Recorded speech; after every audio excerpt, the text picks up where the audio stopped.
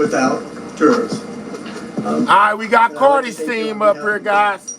Cardi, my colleagues, and myself. I'd like to just mention quickly that counsel argued that Cardi swore and used profanities in the courtroom and that was disrespectful. Actually, all she was doing was repeating under oath what was said. In fact, Ms. Ellis, plaintiff, used profanities to describe what she heard. Counsel used profanities, and I have to admit I used profanities, but just to tell you what was supposedly said. Cardi has never gratuitously sworn at any point in this courtroom, and this suggestion that you should be prejudiced against her because of that is just unfounded and offensive. Hold on real quick. Monday, it seems like it's a lot longer ago, but last Monday in the opening statements, I told you what I expected the evidence would be, and I told you that you can treat my statements and counsel's statements as promises of what they were going to show, and then I would ask you. This is Cardi's defense team closing statement, decide guys. Who kept their promises and who didn't. I also told you that I would have a second chance to talk to you directly after all the evidence is in. The evidence is in. Witnesses have testified. The exhibits have been admitted. And if you remember, the judge told you the first day that the way trials work is that bits and pieces of evidence come in. This is my opportunity to tell you how we think those bits and pieces come together and how they establish that Cardi, you should decide in Cardi's favor. First, there's a couple of things I ask that you keep in mind throughout the rest of the trial. If you remember, Judge Fusselman told you last Monday morning that the reason we have juries is because they have diverse backgrounds and they have common sense. He reiterated how important common sense was when he said, we just need you to exercise common sense and evaluate, is this witness being consistent? Is this witness saying things, something that doesn't seem true? And does this piece of evidence fit in with all the other pieces that have been presented in this case? I respectfully suggest to you that using your common sense, there's only one possible outcome in this case, and that is a decision in favor of Cardi. Now, you'll be instructed that plaintiff bears the burden of proof of establishing her claim. She must convince you that the evidence shows that by 50% or more, her claims are valid. Now, there's another way of putting it is, and you'll see this in the jury instructions that you get from the judge, if plaintiff fails to prove that her version of what happened is more likely than not what did in fact happen, you must decide the case in Cardi's favor. The concept of a preponderance of the evidence can be demonstrated on this slide. That's 50-50. That's where the plaintiff has put on as much evidence as the defendant of a fact, and you'll see that that's where people talk about the 51%. But it is crucial to keep in mind that the plaintiff doesn't start at 50%, she starts at 0. She has to raise that needle from 0 to 50% and more. She has to go beyond 50%, or you have to find for Cardi. Third, there is no dispute that there was yelling and some curse words in the hallway at the medical building around 1:30 p.m. on February 24th, 2018.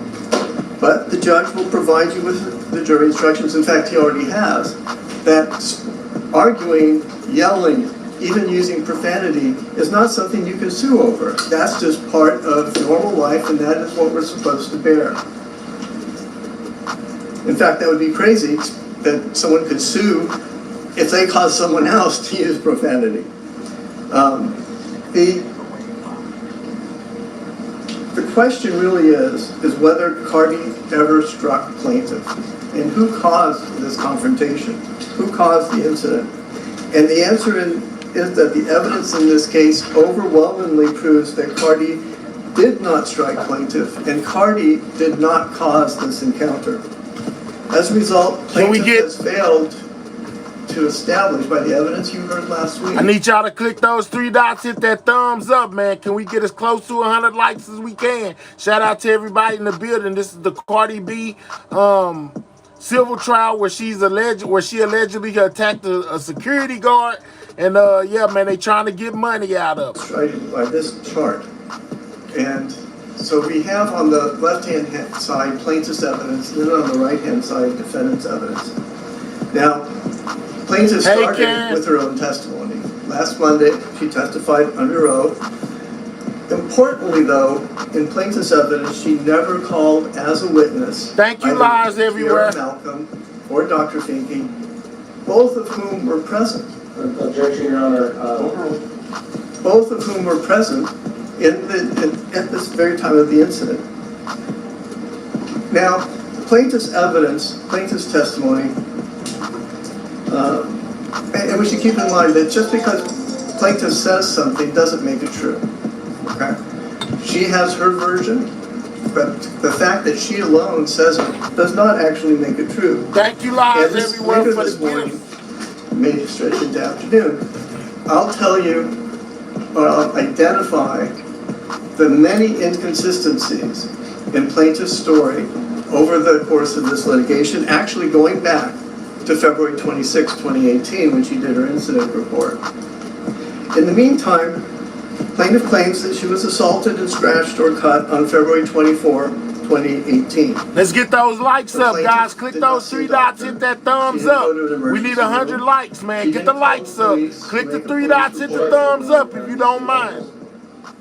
And she actually testified she did not know if the scratch that has supposedly ruined her life was even bleeding. She also testified last week that she didn't even put a Band-Aid on this scratch. What did she do? She claims that Cardi mauled her, basically, cut her face, and this woman went home, and what did she do? She took a nap. That was her own testimony. She took a nap. The fact that on February 24, 2018, plaintiff just went home and took a nap is corroborated by plaintiff's own T-bill cell phone records for that day.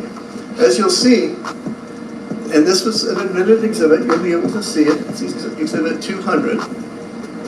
She gets calls and she makes calls from 11:20 This is Cardi, the fifth team closes statements, guys. PM, and then nothing until 9:08. That's when she took her nap. That's what she did. She didn't call a doctor, she didn't go to the hospital, she didn't put a Band-Aid on her face, she took a nap.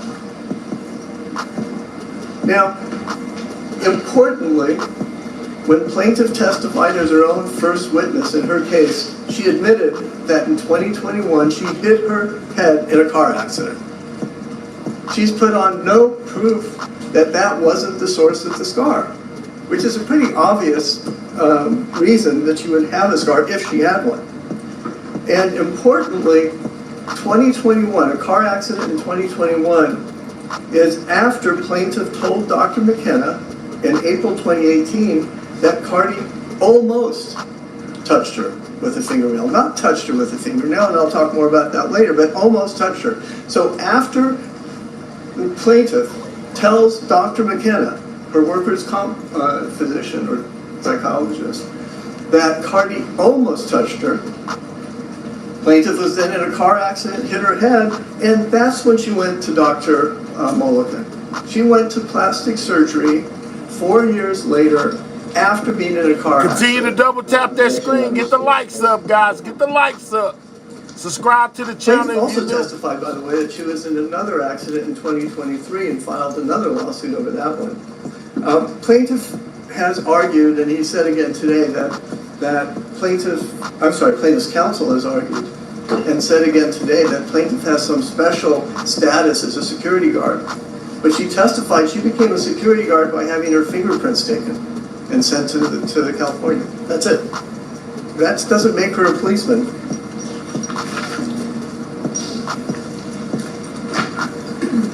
Also importantly, when testifying last Monday, plaintiff admitted that she knew on February 24, 2018, that Cardi was in the medical building because Cardi was going to a medical appointment. Plaintiff's own testimony establishes that at 1:30 p.m. on that Saturday, plaintiff could have been at that security guard booth that counsel showed you a photograph of.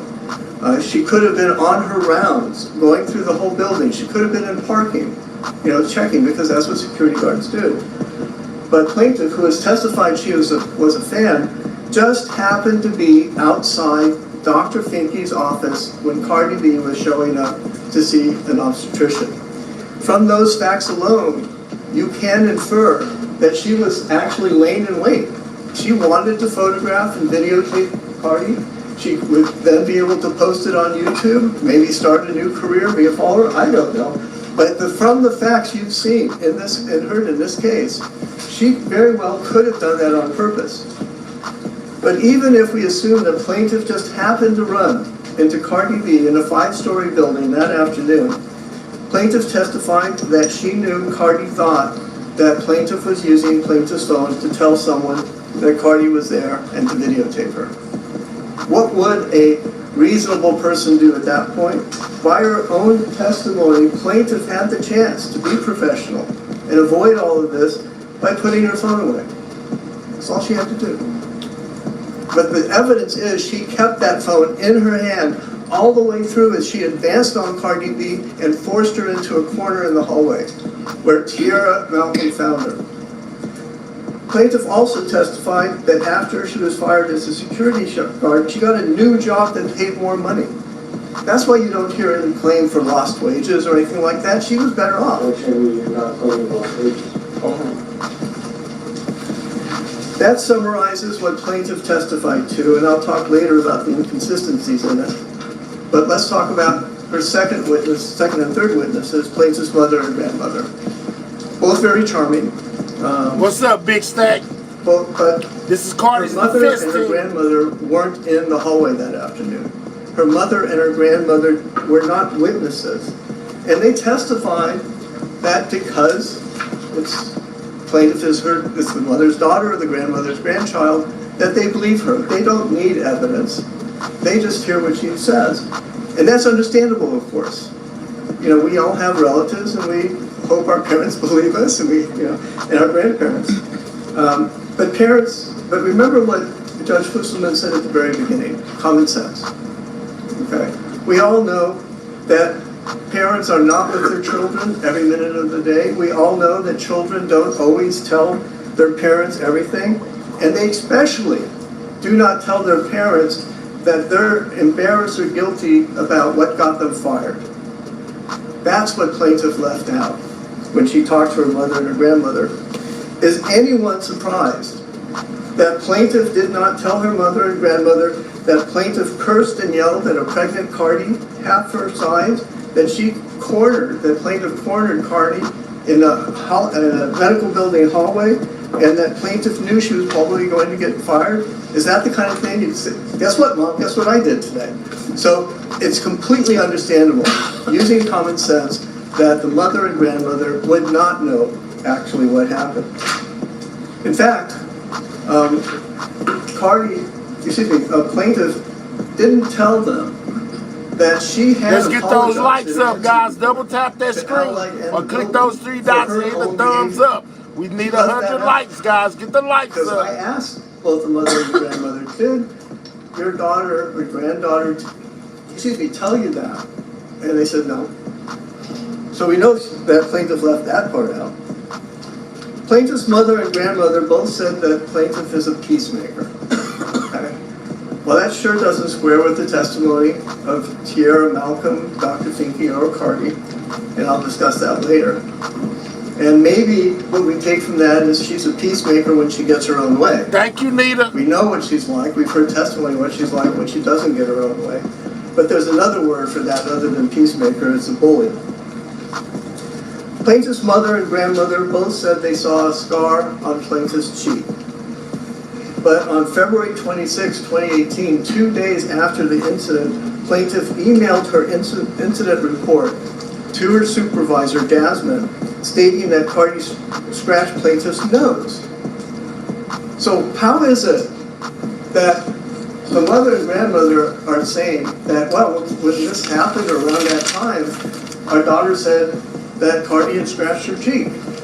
But in plaintiff's own incident report, she said she told her supervisor Cardi scratched her nose.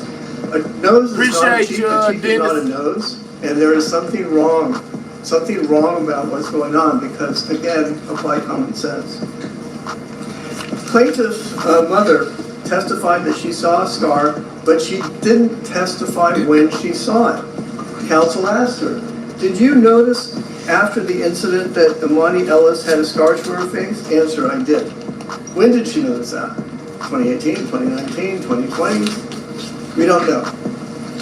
And in response to one of your questions, because the judge was kind enough to allow jurors to ask questions, which continue to double tap that screen, guys, or click those three dots, hit that thumbs up. If you haven't hit that like button, it helps out the channel. Hit the like button, guys. Plaintiff's grandmother said she spoke with plaintiff right after the incident. Right after the incident, she spoke with plaintiff.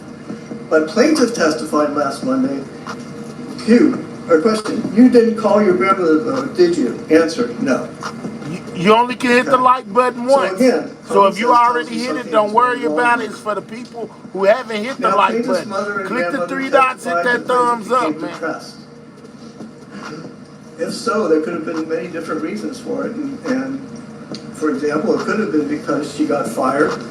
And as we'll see in a few minutes, she felt guilty. That's what plaintiff told Dr. McKenna in April. On April 26, 2018, the plaintiff told Dr. McKenna that she feels guilty. Ultimately, the testimony of plaintiff's mother and grandmother just doesn't move the needle for plaintiff. They weren't there, and they're relying on what plaintiff told them. Now, plaintiff's third group of witnesses is Dr. Mulligan. And that's what she offered to support her claim. Of course, Dr. Mulligan also wasn't there on February 24, 2018. He didn't witness what happened. Dr. Mulligan testified that plaintiff came to him in November 2022, or more than 4 years after the alleged incident. Dr. Mulligan is a plastic surgeon, not a psychiatrist. So counsel pointed out that what's up, Mr. B? Dr. Mulligan testified that plaintiff told them she has post-traumatic stress, anxiety, depression, and headache. But Dr. Mulligan said, that's what she told me. I did not make a diagnosis to that effect. That's just what she told me. Now, Dr. Mulligan, and I hope he's not insulted, but his testimony was confusing and inconsistent. He testified that in November of 2022, plaintiff had a scar, had 2 to 3 scars, had 3 scars. Now y'all click them 3 dots, hit that thumbs up. Let's get the likes up, man. We need at least 100, guys. I need 40 more, y'all, to click that 3 dots, hit that like button. Subscribe to the channel if you new. 2 scars and then 3 scars. Also, though, Dr. Mulligan's own photograph, Exhibit 228, which he testified was taken with a digital camera before any treatment, sure doesn't appear to show the scar. That is you'll have a copy of the actual photo. It's admitted as exhibit. You can look at it and you can decide. Counsel actually challenged you, look at the photograph, and we invite you to. If you see a scar, that's news to us. And this is before she was treated. Importantly, Dr. Mulligan testified at his deposition. You've all heard about depositions. They're under oath. It's just like a trial, except there's no judge. And that the claim scar was about an inch long and most likely made by a right-handed person who scraped or clawed downward with 3 fingers. Okay, that's what he testified to. That's what was in his deposition, and that's what he testified to here. This is the defense team close this statement, guys. That Cardi jabbed her with a straightened index finger, like this. That's not a scrape. Your Honor, I don't think I need to ask for permission, but we'd like to show the, okay, then we'll show, this was played for the jury before. It's Cardi's testimony, excuse me, plaintiff's testimony as to how she was supposedly cut by Cardi. All right, this is the plaintiff right here. She put her finger. Pointing, yes, so like this, pointing her finger in my face, yes. That is directly and irreconcilably in conflict with Dr. Mulligan's testimony that it was a right-handed person who scraped with an index finger and two other fingers downward. Those are completely different things. They don't correlate. The testimony is clear that plaintiff and her plastic surgeon have completely different explanations for the same claims scar. Shout out to And once Gillian again, for gifting that common sense. membership. Something's wrong here. Something is very, very wrong. Now, maybe the scar that Dr. Mulligan says he saw and his explanation, maybe it was a car accident. I don't know. But it is irreconcilable with plaintiff's own testimony that she was jabbed with a straightened finger.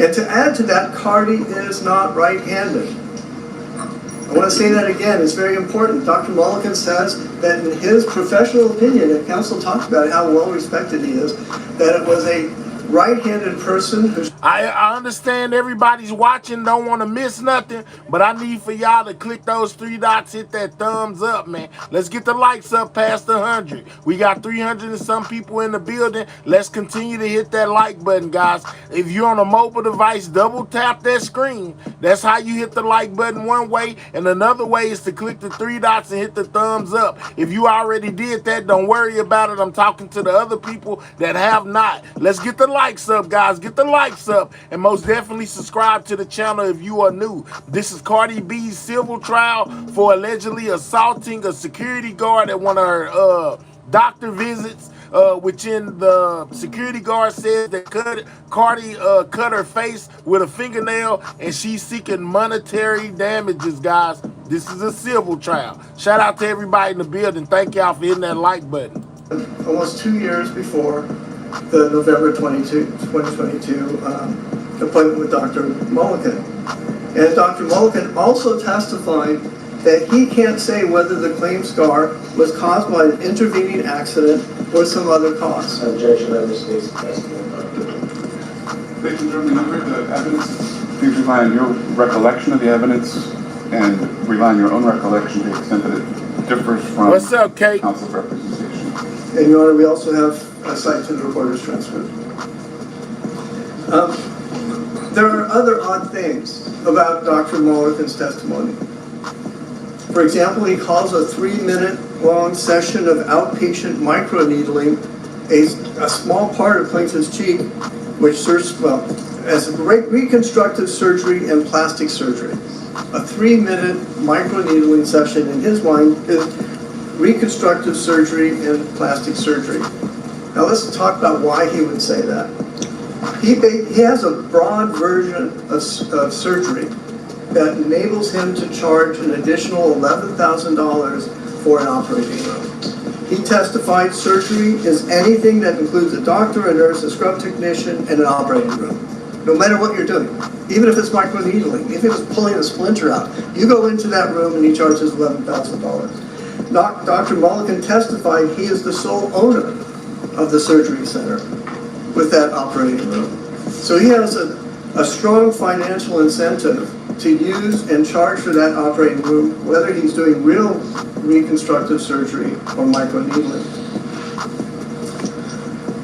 Now, perhaps because his photograph doesn't seem to show the claimed 1-inch scar, Dr. Mulligan also provided confusing testimony about hidden scars under the skin. I don't know if you remember that. It had my head spinning. But he never testified. There's no testimony from Cardi, from Dr. Mulligan, or anyone else that plaintiff has a hidden scar. In fact, it's supposed to be this, really big embarrassment that she has this, terrible scar on her face that, you can decide whether you've seen it. If you've walked by her. If you see a scar, well, no one else. A lot of us don't, I should say. Dr. Mulligan also testified that he charged $17,500 on a lien basis, which means he gets paid only if plaintiff wins or if plaintiff pays him. But plaintiff testified under counsel's own examination on Monday that she couldn't afford a $15,000 or $20,000 plastic surgery bill. So we know she's not going to pay Dr. Mullican. Dr. Mullican knows that he is going to get paid, if at all, the $17,500 only if his testimony helps plaintiff. You're right. This is a recover money his grab. case. They're trying to get Cardi out a bunch of money. Risk, he testified he added a 20% premium to his bill.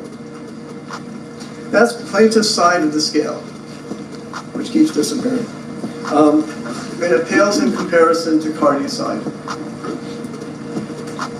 So, of course, Cardi's evidence starts with Cardi's testimony,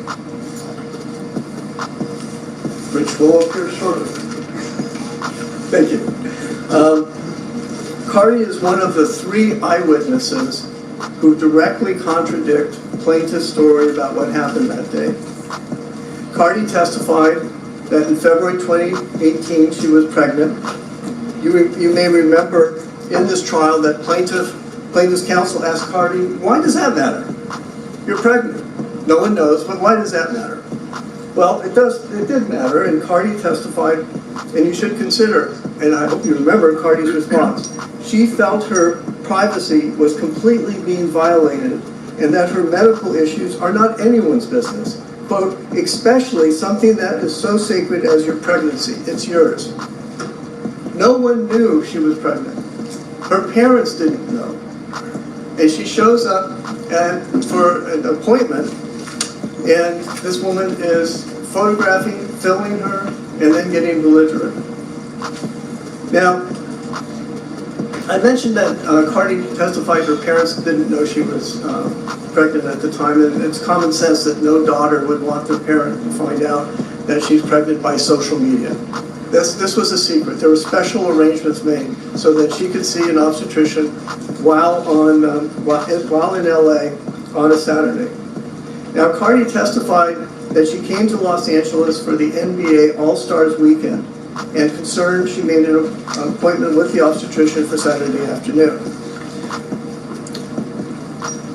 I'll get to the photograph in a minute. Cardi testified that she got off the elevator to go to the doctor's office at about 1:30 on the 5th floor of that building, and plaintiff started filming and photographing her. Cardi objected, and plaintiff apologized at first, saying, "Oh, my bad," which is effectively an admission that she was doing what Cardi thought she was doing. Cardi testified that plaintiff wouldn't stop and just kept following her with her camera, with her phone out. Cardi testified that she was very concerned and nervous and confused by plaintiff's conduct. That is understandable. Cardi testified that she was concerned about her unborn child. Cardi referred to plaintiff as security heavy. She's a large woman. She's almost twice the size of Cardi. Cardi's pregnant, early in her pregnancy, and this person comes up to her in black boots. Let's continue to get those likes up, guys. Click those 3 dots, hit that thumbs up. Subscribe to the channel if you're new. We on the road to 50K. Subscribe, guys. Cardi also testified she was confused. Why is this going on? Why is a security guard doing this? Why is she filming me? Why is she following me? Cardi also told plaintiff specifically that plaintiff was invading her privacy. But when Cardi told plaintiff to leave her alone, plaintiff went berserk. She yelled, it was plaintiff's phone. Plaintiff said, "That's my phone. This is my building. You can't tell me what to do." That's what Cardi testified, and it's consistent with what Tierra Malcolm and Dr. Finke testified. But plaintiff advanced on Cardi, screaming and yelling and forcing Cardi backwards down to the hall to a corner, coming chest to chest with Cardi, yelling at Cardi about how, this is her building. She can do whatever she wants. Now, hearing the yelling, the doctor's receptionist, Tierra Malcolm, and then the doctor intervened and tried to get plaintiffs to stop and leave. We'll talk about that in a few minutes. In the meantime, Cardi testified that she and Plaintiff yelled and used curse words, but neither struck the other. Cardi did not strike Plaintiff. Plaintiff tried but did not strike Cardi. Cardi testified. I don't want to interrupt. We're coming up on a break. If there's a logical place to stop, please. I can stop there if you want to. Okay. All right. Another break. Folks, we're going to resume back at 1:30. In the meantime, please not discuss the case with anyone, including other Lord judges. Don't form any Jesus. opinions or do any research. We'll see you at 1:30. But hey, Cardi and them taking a lot of breaks, guys. Taking a lot of breaks. Lord Jesus. We just got back from a break. Y'all taking another break. All these breaks. Breakity break. All right. I see Trump got some stuff going on over here. Let's go see what Trump got going, and then we'll get back to Cardi as soon as they bring her back. Hold up.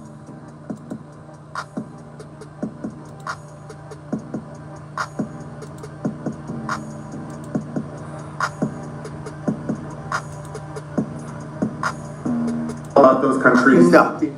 Some sort of counterweight? Not at all. China needs us, and I have a very good relationship with President Xi, as you know. But We'll come China back to needs Cardi us when they bring much her more back. than we need them. No, I don't see that at all, no.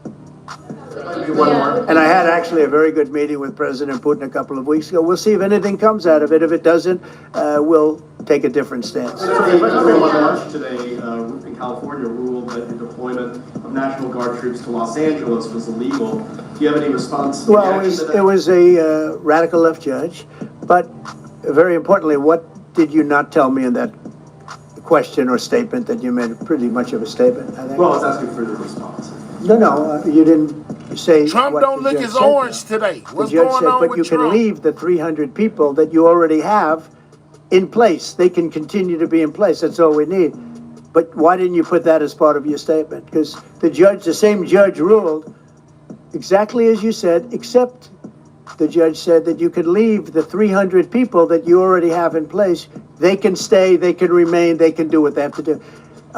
Thank you very much, everybody. We appreciate it. Oh, Thank man. you. Thank you. Hold up. Thank you Hold very on. much. We're going to bring it back a little bit. Let's see what they talking about. Having Space Force Command headquartered in Huntsville.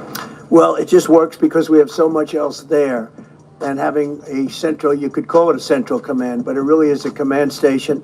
Also, Let's go even back to the very locationally, where it beginning, is and or what they talking about. when you Hold on. think about. Let's see what we got going on. Everybody. Katie, congratulations. This will result in more than 30,000 Alabama jobs and probably much more than that, and hundreds of millions of dollars of investment, and that's billions because it can't be millions, it's billions and billions of dollars. Most importantly, this decision will help America defend and dominate the high frontier, as they call it. I want to thank Secretary Pete Hegseth. He's doing a fantastic job, and Secretary of the Air Force Troy Mink. Troy, thank you very much. Great job you're doing, Troy. This is such a big deal. This is one that everybody wanted to know. What are you doing? I also want to thank Senators Katie Britt, and I want to give my condolences. Her grandmother just passed away. She was 100, right? 100, and she loves you, Mr. President. Well, and she was very proud of you. Thank you very much. Very, very proud of you. So thank you, Katie. Wonderful woman. She must have know, been he to doing produce something you that's gonna create indirectly. a lot of I can jobs tell in you she had to Alabama, be. he said. Tommy Tuberville, who's a great coach, and I won't say anything about what happened with Alabama football this weekend, Let's leave that out. but you're not used to that, right? You're not used to that. But Tommy, Auburn won, that's right. They did. So you're happy. Tommy's been a great senator, as you know, and a fantastic guy all around. He was also a tremendous coach. House Armed Services Committee Chair Mike Rogers. Thank you, Mike. Where's Mike? Mike, thank you very much. Doing great, Mike. Representatives Barry Moore, all great friends, Robert Adderholt, Gary Palmer, and Dale Strong. Thank you all very much, fellas. Appreciate it. In my first term, we created... So Cardi and them took a break. We just waiting on Cardi to come back. So we checking out what Trump got going on. It says he has a big announcement. Let's see what he's talking about. ...to Russia, and now we're far and away #1 in space, and reestablished Spacecom with a mission to protect American space assets and detect any threat to our homeland. We initially selected Huntsville for the Spacecom headquarters, yet those plans were wrongfully obstructed by the Biden administration. And as you know, they moved them to a different locale. And today we're moving forward with what we want to do and the place that we want to have this. And this will be there for hopefully hundreds of years. That's where it's going to be. I will say I want to thank Colorado. The problem I have with Colorado, Get the one of the likes big up, problems, guys. they Can do we mail-in get voting. 200 They want likes? to all mail-in Click the voting. 3 dots, hit the thumbs So they up, have guys. automatically crooked elections. Subscribe to the And channel we if can't you're have new. that. When a state is for mail-in voting, that means they want dishonest elections, because that's what that means. So that played a big factor also. In Huntsville, Spacecom will play a key role in building the Golden Dome, as you know. That's going to be a big thing. Everybody wants to be a participant in it. Missile Defense Shield, we're going to be having a Golden Dome that the likes of which nobody's ever seen before.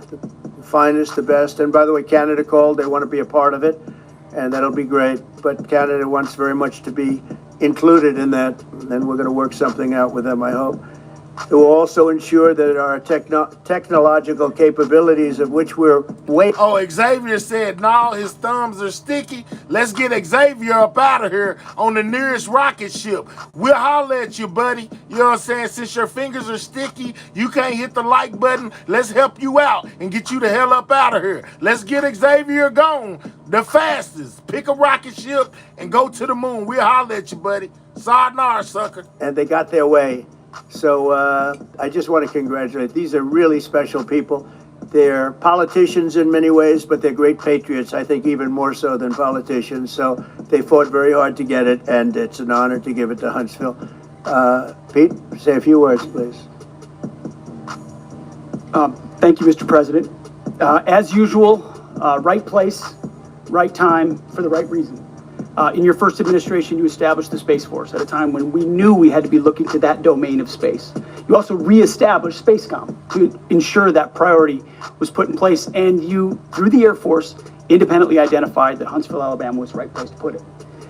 For other reasons, in the next administration under Biden, they decided to move it somewhere else. Well, during that time, the DoD Inspector General, the Government Affairs Office, they did their own assessments, and where did they say Spacecom should go? Huntsville, Alabama.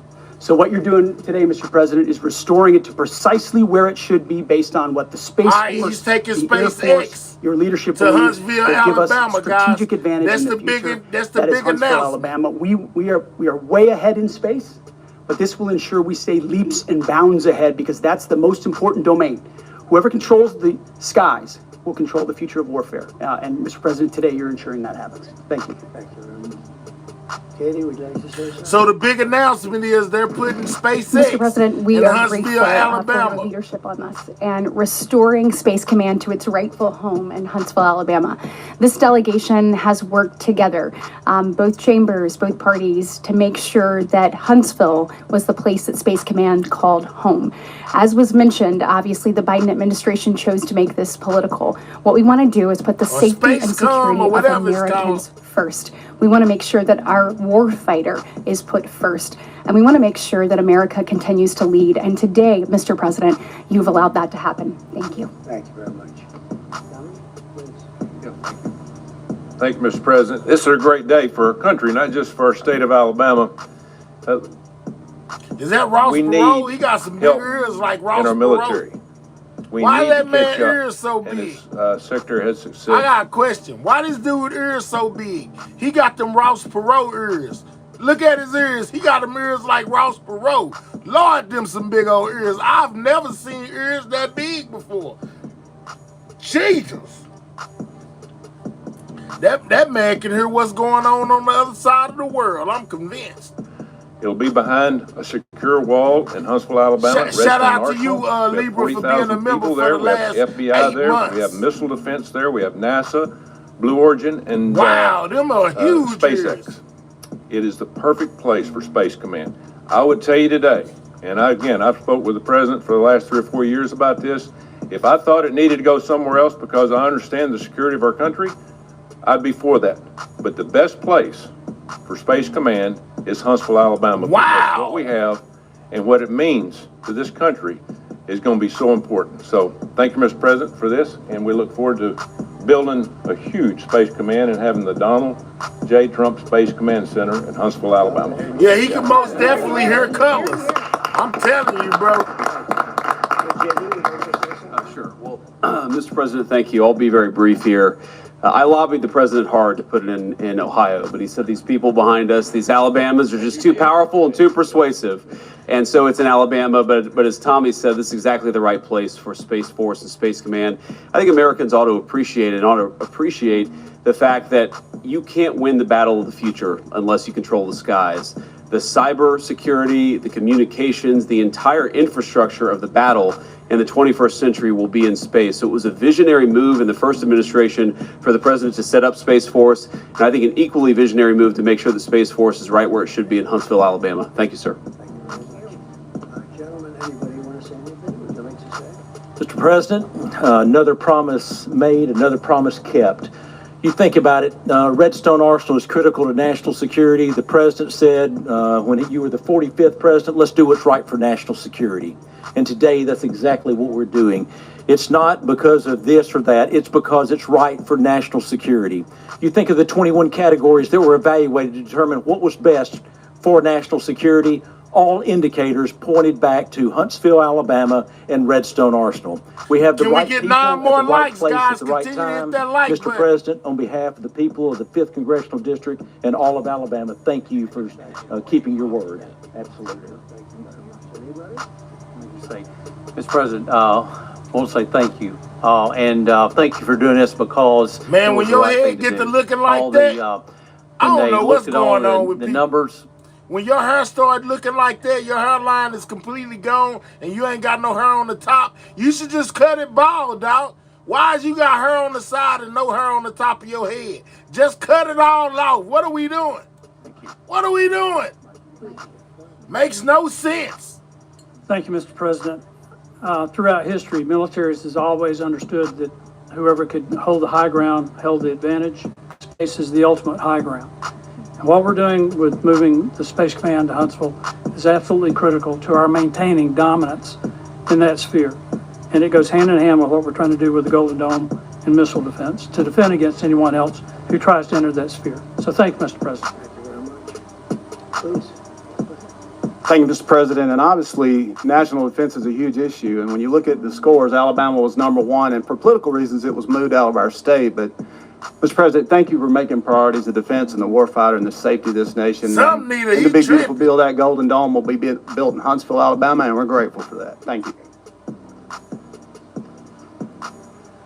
Listen, as chairman of the Armed Services Committee, I care very much about what's most important for our national security. And the president held a nationwide competition to determine. Now that might be a toupee right there. Command.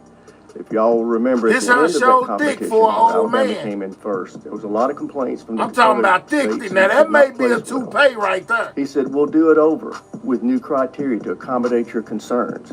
Alabama came in first in that second competition. His Secretary of the Air Force reviewed the results, said it was fair, and the president named Huntsville. It was the Biden administration. Shout out to Libra, baby, for that five. She said hit that like button, even it's though free. His own Secretary of the Air Force said it was a fair competition and it should be in Huntsville. So I want you to know I appreciate this president standing up and being strong and saying he's going to make this right and put it where it rightfully belongs. Natasha, that's an awful lot of hair for an old man. It ain't thin or nothing. So thank that's you a toupee. You are going to leave me alone now. You're not going to call me anymore and talk about this subject, right? You promise? They'll start something else.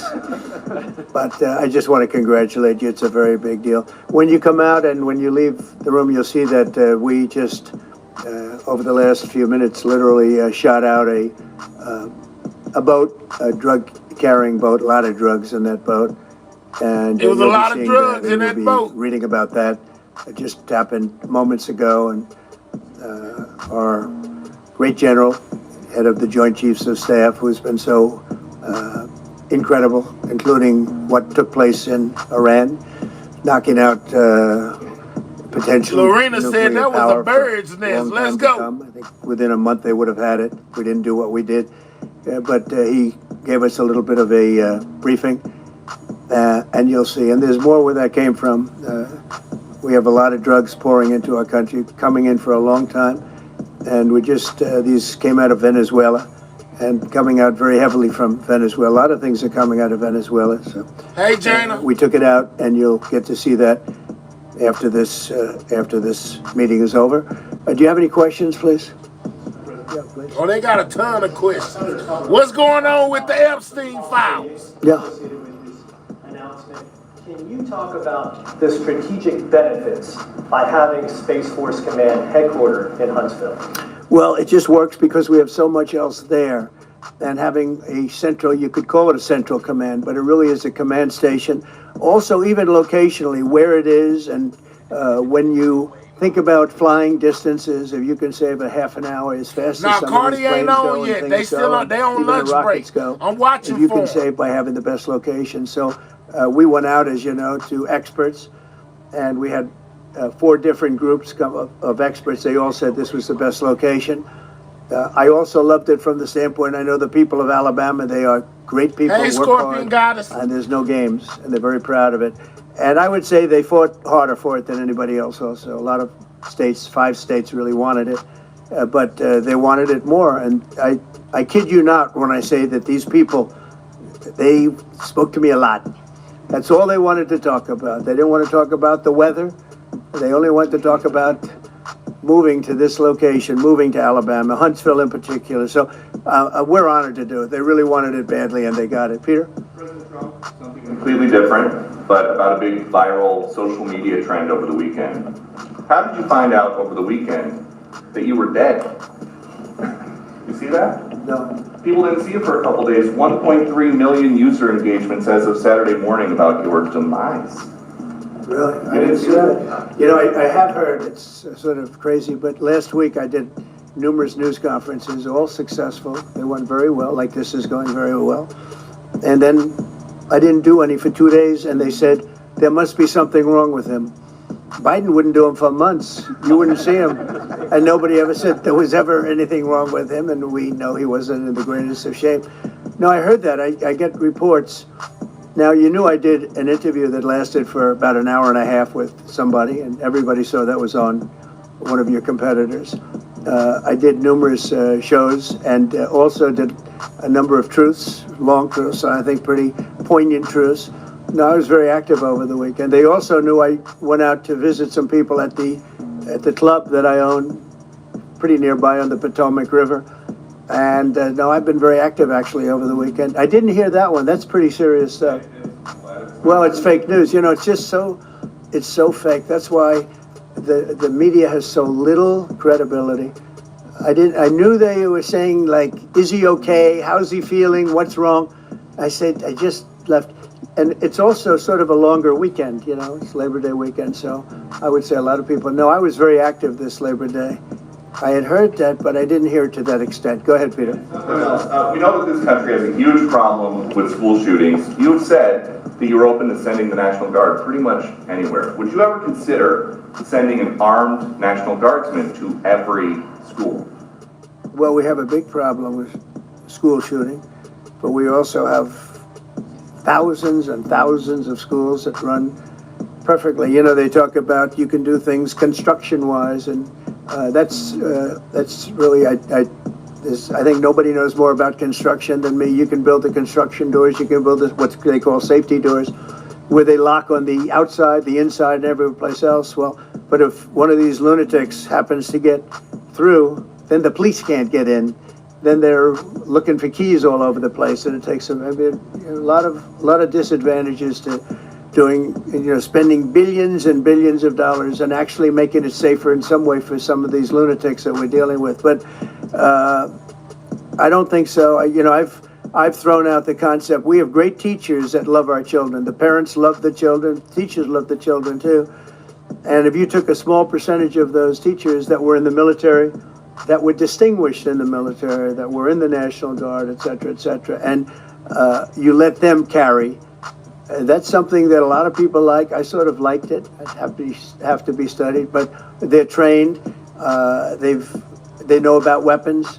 You can't do it with every teacher because most teachers don't know, and but I always thought that would be an alternative. But it just, we've had a lot of instances. Other countries have also. They have different kinds of problems than we have, but we do have, there's something going on, and it's a bad thing. Yes, please. Have you spoken with President Putin in the past week? Have you spoken with President Putin in the Yeah, past I don't want to, I have learned things that will be very interesting. I think in the next few days you'll find out. consequences if there isn't some type of announcement of a meeting with President Putin and President Zelensky? Yeah, and what could those consequences We're going to be? see what happens. We're going to see what they do and what happens. I'm watching it very closely. Last week they lost 7,000, between the two countries, 7,313 soldiers, to be somewhat exact, for no reason whatsoever. And they're Russian and they're Ukrainian. What's up, Nurse You know, they're soldiers. I want to see it end. Yep. Have you decided you're definitely going to send National Guard troops to Chicago?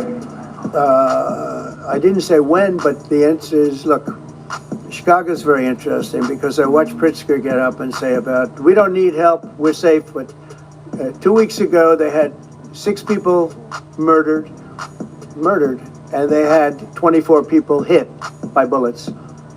Last week, as you know, it was 7 people, 24 people hit, and 7 people died. And then over the last 2 days, that was the crown jewel. They had, I guess, 9 or 10 killed, and 50 hit with bullets. And you have this governor get up, who's a terrible governor. Probably he and Gavin Newsom would be probably the 2 worst and most naive. They're naive. Either they're naive or they're very untruthful. And he'll say, we don't want any protection, we don't need. So in the last 3 weeks, he's lost almost 20 people killed. There's no place in the world, including you can go to Afghanistan, you can go to places that you would think of. They don't even come close to this. Chicago is a hellhole right now. Baltimore is a hellhole right now. Parts of Los Angeles are terrible. If we didn't put out the fires, and I mean the other fires, the bullet fires, they didn't do a good job with it. They should have had the water coming down, like I said. You know, we had to release the water. We had to go in and release the water to LA. It's so badly run. But if I didn't send the National Guard into Los Angeles, I would be making an announcement today. I'd be talking about Huntsville. So that's one thing. Trump is looking to send the National Guard to Chicago, guys. The Chicago mayor and the people of Chicago say they don't need the National Guard. Trump basically saying he's sending them anyway. And I'd simultaneously be saying, by the way, the Olympics is not coming to Los Angeles. If we didn't do that, and even the sheriff, the top law enforcement person in Los Angeles said, we could not have handled it without them. So that's what he said. Make your mind up on Chicago, though? Well, we're going in. I didn't say when, we're going in. When you lose, look, I have an obligation. This isn't a political thing. I have an obligation. When 20 people are killed over the last 2.5 weeks, and 75 are shot with bullets. So let me tell you a little story about a place called DC, District of Columbia, right here where we are. It's now a safe zone. We have no crime. It's in such great shape. You can go and actually walk with your children, your wife, your husband. You can walk right down the middle of the street. You're not going to be shot, Peter. You're safe. Everyone likes you anyway. They probably wouldn't do it. But it's so dangerous. And there are people in this audience that you've suffered greatly. There are people in this audience that have been mugged and hurt badly, and they don't want to talk about it. Maybe you were very brave in talking about it. You made quite an impression on a lot of people. I appreciate it. But there were other people in this room that have been hurt very badly just walking down the street in D.C. Washington, D.C. is a safe zone right now. It's a safe city. The restaurants are open.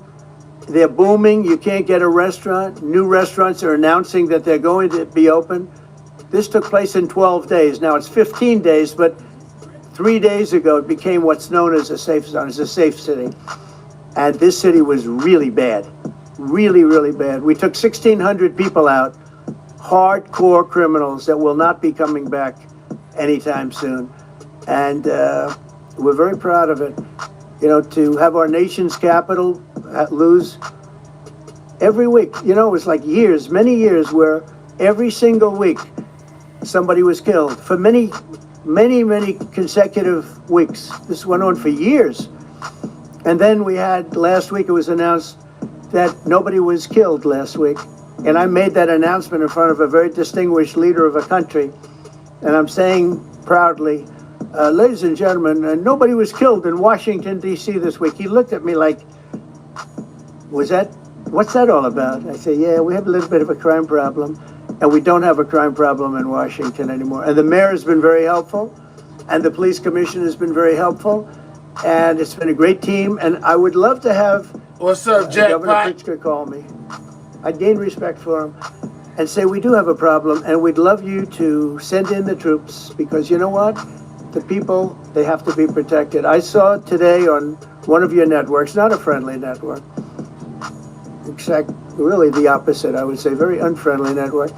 And they interviewed about 12 people on this morning. Most of them were African American, they were black.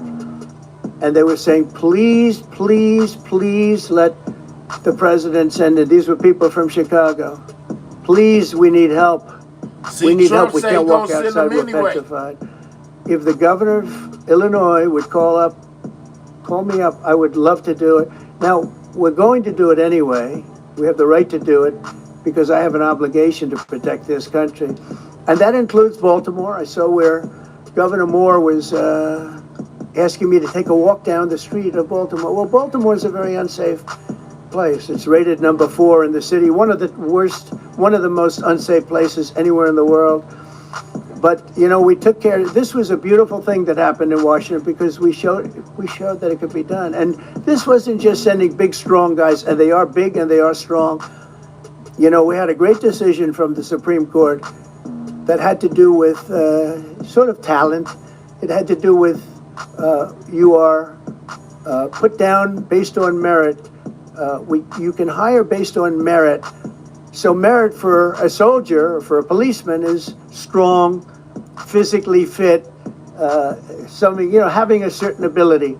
Not a person that is woke and got the job through woke, but wasn't strong enough to lift a gun out of the holster, et cetera, et cetera. No, I looked at the police. As you know, last week I went over, we had a meeting there had to be 300 people, and they were all very impressive looking. And when the bad guys see them, they're not going to do a thing. And so I'm very proud of Washington. It serves as a template, and we're going to do it elsewhere. But Chicago is certainly going to be high. I would love to have him call. I would love the governor of Illinois. I'd be honored to take his call. All he has to do is say, sir, we need help. It's out of control. And everyone knows it is. He's not kidding anyone. I would love to have, I would say, Governor Moore call, because I watched him over the weekend trying to explain that Baltimore, what they need is housing. No, they don't need housing. They need to get rid of the criminals. These are hardcore criminals. You know, we took many people off the streets of Washington, D.C. They're hardcore. They're not going to be good. In 10 years, in 20 years, in 2 years, they're going to be criminals. They were born to be criminals. Frankly. Oh, wow. They were born to be criminals. Wow. And they're tough and mean, and they'll cut your throat, and they won't even think about it the next day. They won't even remember that they did it. And we're not going to have those people. Washington, D.C. is now a safe zone. It's a safe place, and you can walk, Katie, you can walk right down the street with, by the way, one of the biggest human beings I've ever seen, which is her husband. He was a football player for like 11 years in the NFL. He's a big person. But big doesn't mean anything when they have guns and when they have knives and everything else that they have, right? But you can walk right down the street, even by yourself, and you're totally safe. Washington, D.C. is a great thing. Yes, ma'am, please. Calling on Democratic leaders across the country to work with you on crime. Do you see your efforts here in D.C.? That's what I said, Anita. Born to be criminals. Wow. That was crazy. That matter to everyday American people's lives. So Mayor Bowser's been great. She could have taken the thing, oh, well, and then after I clean it up, they'll take credit for it. You know what they do is they take credit. Like, we Amanda, cleaned up yes, it Los is. Angeles. We did a great job there. Why y'all always And come through it and was ask if something overwhelming is what was live? going on. If you never And seen it, again, it the don't police matter if chief it's live or made a not. statement Y'all that kill me asking we could that. not have done, there's no way they could handle it. You saw what was happening out there. It was going to be a disaster. We stopped it cold. If we didn't do that, would have been a very sad day. And you know, remember, we have the Olympics, we have the World Cup, we have all these things coming, and we have 250. People, y'all be making me pass out, asking me every time you come in the live stream, is this live? I mean, if you never seen it, it don't matter if it's live or not. It's new information for you. So why does it matter if it's live? That's crazy. I don't know why people do that. You know, we have to maintain. It's like maintenance on an airplane. You can buy it, but you have to maintain it. And if you don't maintain it, a good plane becomes very unsafe very quickly. So it's an honor to do it. It's all right. I see we got a jokester down there. Let's get Dre up out of here. We'll holler at you, Dre. You know what I'm saying? We'll holler at you. I just got through speaking on that, and then you gonna do it. Let's get Dre on the nearest rocket ship right up out of here. You're gone, buddy. Sayonara, we'll holler at you. Go find you a live stream. How about that? Let's get him up out of here. Where he at? Here, don't worry about it. Yeah, let's get him right up out of here because he think he's smart. Yeah, Dre. Who said that? Let me find where you at. What was his name again? Moderators, get him out my chat. Let's get him on the rocket ship right up out of here. We'll holler at you, buddy. Headline, I think, you know, probably got me a couple of votes. But you couldn't sign people in the military. Nobody wanted to join the military, the Army, Air Force, any the Navy, Marine, Space Force, Coast Guard. We never forget Coast Guard because they've done such a great job. Never. But nobody wanted to join any of them. We were way below what we wanted. Every single one. The closest was the Marines. Whatever that is, you'll explain that to me. But the closest was the Marines. But every service was way down, way down. And then I got elected, and our country is the hottest country anywhere in the world right now. Everybody's talking about the USA.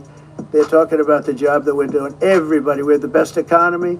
We have a very, very important decision being made by the Supreme Court because our country is the richest, the strongest, the most powerful. But if for some reason some liberal court, I'm talking about the court that just ruled, where even an Obama judge voted in favor of us, which I gave him a compliment yesterday, as you know. I said that took great courage. But it's a liberal court, and it's going up to the Supreme Court, who I think have been incredible people. I think they've made very wise decisions. But the tariff question, because without the tariffs, this country is in serious, serious trouble. We've taken in almost $17 trillion of investment is coming in. Most of it is coming because of tariffs. And if for some reason somebody wanted to be politically correct, I actually think it's unpolitically correct. I think politically correct is to approve it because there's nothing so popular as what's happened to our country. Our country is doing so well. But we had a liberal court gave us a very shocking ruling. And that ruling is basically saying that the trillions of dollars that are pouring into our country, putting us in a position like no country is anywhere in the world, that they'd like to see us that taken away. By the way, a lot of the people behind that lawsuit, that particular, are from foreign countries. I might add. There's a video that is circulating online now of the White House where a window is open to the residents upstairs and somebody is throwing a big bag out the window. Have you seen this? No, that's probably AI generated. So actually, you can't open the windows. You know why? They're all heavily armored and bulletproof. So that's a fake video? Well, it's got to be because I know every window up there. The last place I'd be doing it is that because there's cameras all over the place, right? Including yours. No, but every window, I've never seen a window that's, in fact, my wife was complaining about it the other day. She said, love to have a little fresh air come in, but you can't. They're bulletproof. And number one, they're sealed. And number two, each window weighs about 600 pounds. You have to be pretty strong to open them up. No, that has to be, where was the window? Let me see.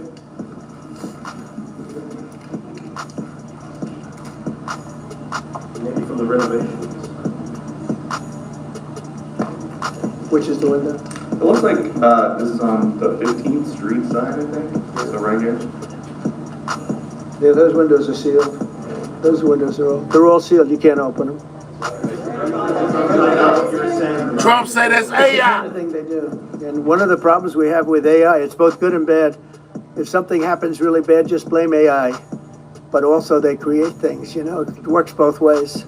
If something happens that's really bad, maybe I'll have to just blame AI. But there's truth to it because I see so many phony things. I saw something as I was growing up from the time I was a baby till now. I said, who did that? It was AI generated. So it's a little bit scary, to be honest with you. But those windows are all very heavily sealed. Thank you, Mr. President. I want to follow up with what you were saying regarding that federal appellate court that ruled against you and your administration as it relates to your ability. Well, they ruled against our country, the court, and they ruled against us before. It's a very liberal court. Well, it certainly is. It certainly is. And in fact, it was along ideological lines, 7-4. Well, except that we actually got one of the Obama judges that was appointed by President Obama voted in favor of the tariffs because he felt it was imperative for our country to thrive and survive even. And I gave him credit. I said, you know what? That took a lot of courage for him to do it because you don't see that often. So my question is, I suspect you're going to appeal that all the way to the Supreme Court. Well, we already have, yeah. In fact, we're doing something else. We're going to be going to the Supreme Court, we think, tomorrow because we need an early decision. I mean, look, the financial fabric of our country, we're a rich, incredible country right now, and we're able to, you know, other countries use tariffs on us for years, and we never did. I did a lot during my first term, but then we had COVID and we had to focus on other things. You couldn't be tariffing Italy, Spain, France, as they were dying by the thousands and millions. But we did with China, and China paid us billions and billions of dollars. And I started the process, but then I had to end it a little bit because of COVID. We focused on that. But no, it's a very important decision. And frankly, if they make the wrong decision, it would be a devastation for our country. We've taken in trillions of dollars. And by the way, all these countries signed agreements, as an example. They're all happy, everybody's happy. But some whack job put in a lawsuit. It went before a very liberal court, and the liberal court ruled, it was 11, they ruled 7-4, with one of the most liberal of them all voting in our favor because they're patriots. I think I give tremendous credit to that judge. And now it's going to the Supreme Court. Now we're going to be asking for early admittance. We're going tomorrow, and we're going to ask for an expedited ruling because, you know, when you look at the stock market's down today, the stock market's down because of that. Because the stock market needs the tariffs. They want the tariffs. If you look at AI, all of those, you know, all of that money that's going to be invested, trillions and trillions of dollars, the biggest thing, bigger than the internet, I suspect. It's the internet plus 3 or 4 other things combined. We are leading very substantially with AI. We're leading because of tariffs. We're leading because of talent, and this is where they'd like to be. But without the tariffs, we wouldn't have a chance because we wouldn't be able to protect those investments of the companies coming in. So if you took away tariffs, we could end up being a third world country. That's how big the ruling. So we're asking for an expedited ruling. As a backstop to that, President, you have a I hear you, Lee, but we waiting on Cardi B and them to come back on. We We just don't have 60 passing the votes. time. We don't have 60 votes. I'd love to do that. Oh, if we had 60 senators, if we got the 60 votes, we would get them. But we need 60 votes, and we need, you know, a certain number in the House. I think we'd get, I don't know, we have about 5 of them here. Would everybody agree with me on tariffs? Without tariffs, we're a different country. We have taken in so much money. And here's the thing. We signed a deal with Japan. They're paying us hundreds of billions of dollars. We signed a deal with South Korea. We signed a deal with the European Union. We signed a deal with Europe. And those countries are paying us $950 billion. And they're happy about it. They're okay. As one of them said, it's amazing that we got away with it so long. One of my friends, a leader of one of the countries, and they're fine with it. They all signed. If that ruling ever went against us, I guess would have to give back hundreds of billions.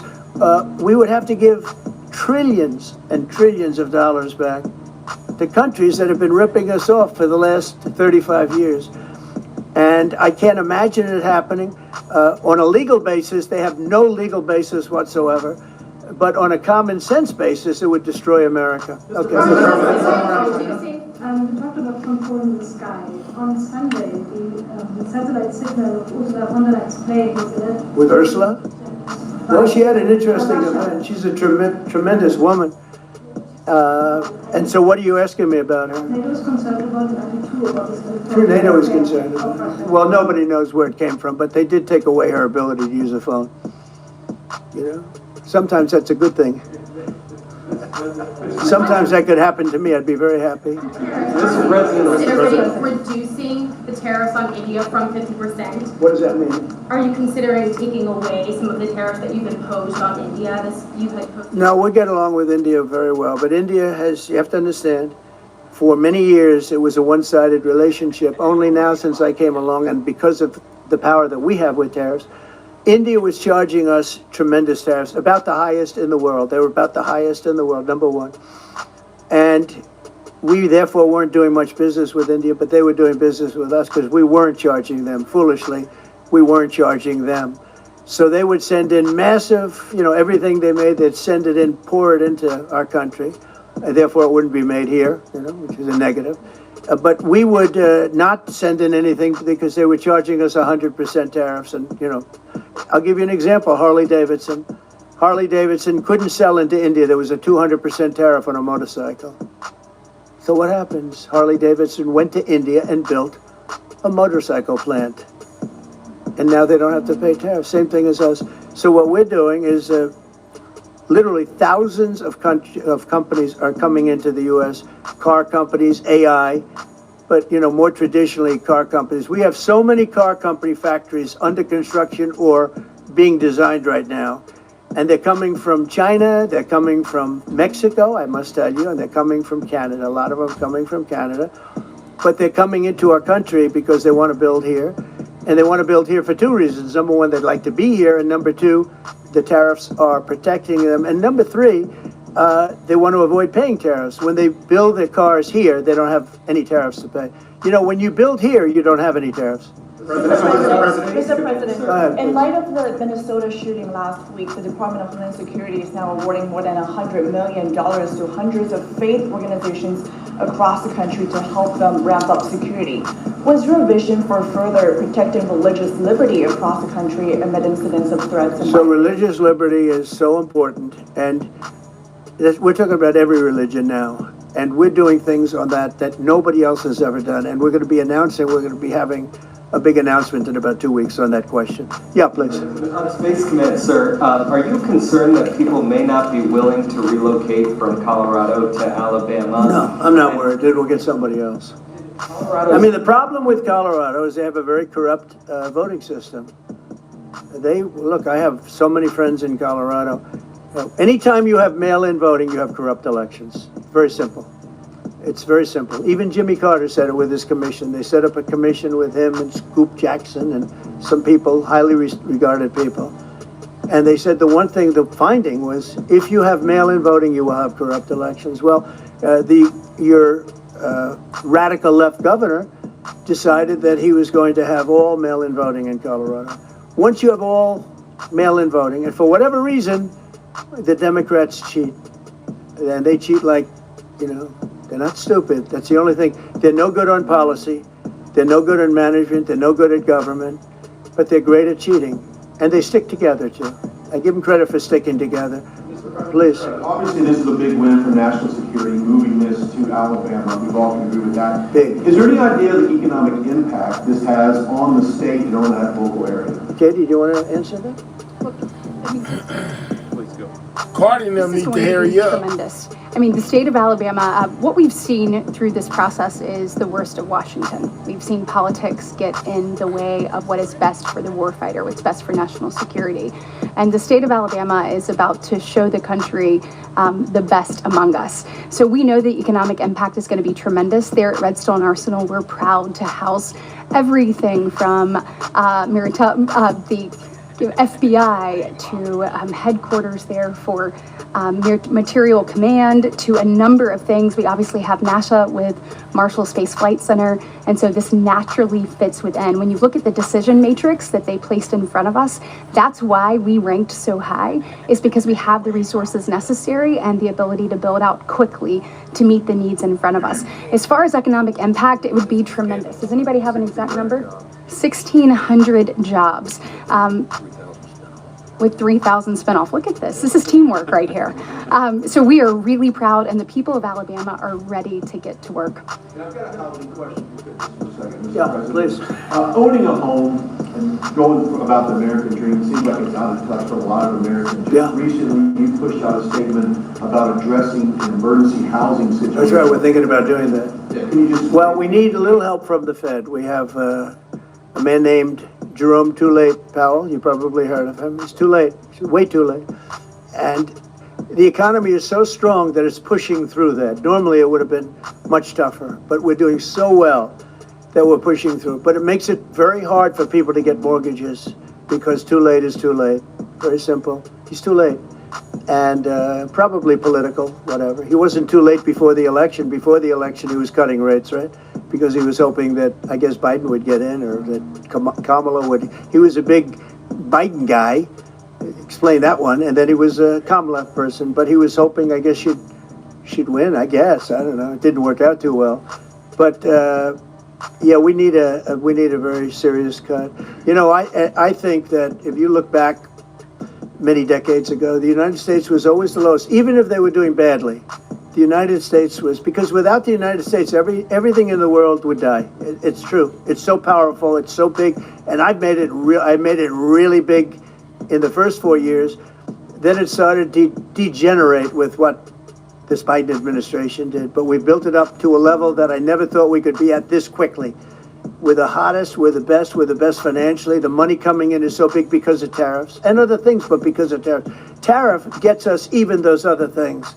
Plus, it gets us great negotiating. I settled 7 wars, and numerous of those wars were because of trade, and numerous of the trade deals that I made were because of tariffs. It gives you a great negotiating ability. If that ability were taken away from us by a liberal court acting on essentially foreign nations asking to get help from the United States government, when they've been doing this to us for 40 years, that's why we have $38 trillion in debt. We won't have it for long if they let us, if they allow us to do what everybody knows we should be able to do. Yeah, please. Mr. President, another Biden-era action that you're now reversing is that you're signing a deal last week to make federal buildings adopt and embrace classical architecture styles again. Can you talk to us about why you do that, and also what's your vision? Well, we want to see beautiful buildings. Now, you know, it's in the eye of the beholder. I've seen architectural reviews over the years. I'm an expert at it. I've gotten a lot of great reviews, but I've seen buildings that I didn't think were very good get great reviews, and I've seen great buildings get bad reviews. So, but it's just a standard. We want to have a good standard. We're building something here, you know, for 150 years they wanted a ballroom at the White House. We're doing something at the highest level using great architects and all. And, you know, it's very exciting. But we have a lot of interesting things happening architecturally in D.C. And D.C. is like a different place. And, you know, even the contractor said, sir, we walked down today, we feel like much safer. It's like a different place. Washington, D.C. is great. Now, we're going to also beautify it. We're going to put a topping on the roads. We're not going to rip them apart and take 4 years to build a road that was exactly the same by the time you build it. But we're going to put toppings. We're going to put new medians in. We're going to get the graffiti off. We're going to put tiles up in the tunnels where the tiles are missing. And we'll do the whole tunnel instead of, you know, a little area where you see new tiles, old tiles that never look too good. But they could use it. You know, they've been up for 50 years. They've served their duty. But we're going to make this within about a 20-mile radius from the White House. We're going to have this place spick and span. It's going to be crime-free, and it's going to be spick and span. It's going to be, you'll be proud of Washington again. Go ahead, please. Sir, China's having a massive military parade that President Putin and Kim Jong-un will be attending. Do you interpret that as a challenge to this? And are you concerned at all about those countries? No. Some sort of counterweight? Not at all. China needs us, and I have a very good relationship with President Xi, as you know, but China needs us much more than we need them. No, I don't see that at all, no. And I had actually a very good meeting with President Putin a couple of weeks ago. We'll see if anything comes out of it. If it doesn't, we'll take a different stance. March today in California ruled that your deployment of National Guard troops to Los Angeles was illegal. Do you have any response? Well, it was a radical left judge, but very importantly, what did you not tell me in that question or statement that you made pretty much of a statement, I think? Well, I was asking for your response. No, you didn't say what the judge said, though. The judge said, but you can leave the 300 people that you already have in place. They can continue to be in place. That's all we need. But why didn't you put that as part of your statement? Because the same judge ruled exactly as you said, except the judge said that you can leave the 300 people that you already have in place. They can stay, they can remain, they can do what they have to do. Thank you very much, everybody. We appreciate it. Thank you. Thank you. Thank you very much.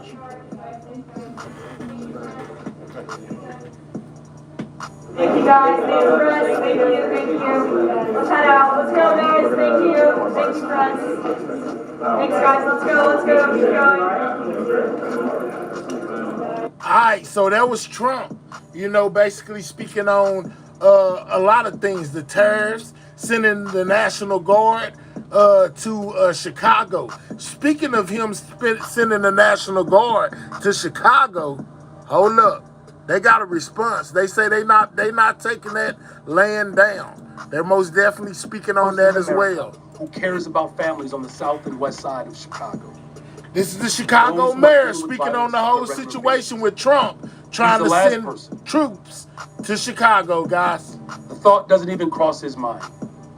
If he did, he wouldn't have cut $800 million from violence prevention organizations. These are funds that would have gone towards organizations on the south and west side who are on the front lines driving down gun violence. He wouldn't have cut $468 million from ATF. He wouldn't be sending ICE and border patrols to Chicago. He would be sending ATF agents to Mississippi.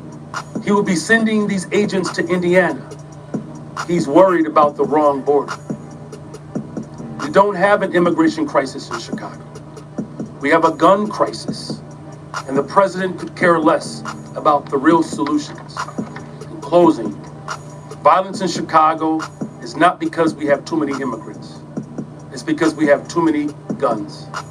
So our message to Trump continues to be the same. Stop posting truth socials. Stop making statements. Stop threatening to send troops or ICE. Stop defunding our communities. Just do your job and end the trafficking of guns into our city. And thank you. With that, we'll turn the podium over to the Cook County Board President, Tony Franklin. So Chicago say they ain't going. Tell Trump to stop making threats is what they said. I want to thank all of you for being here today.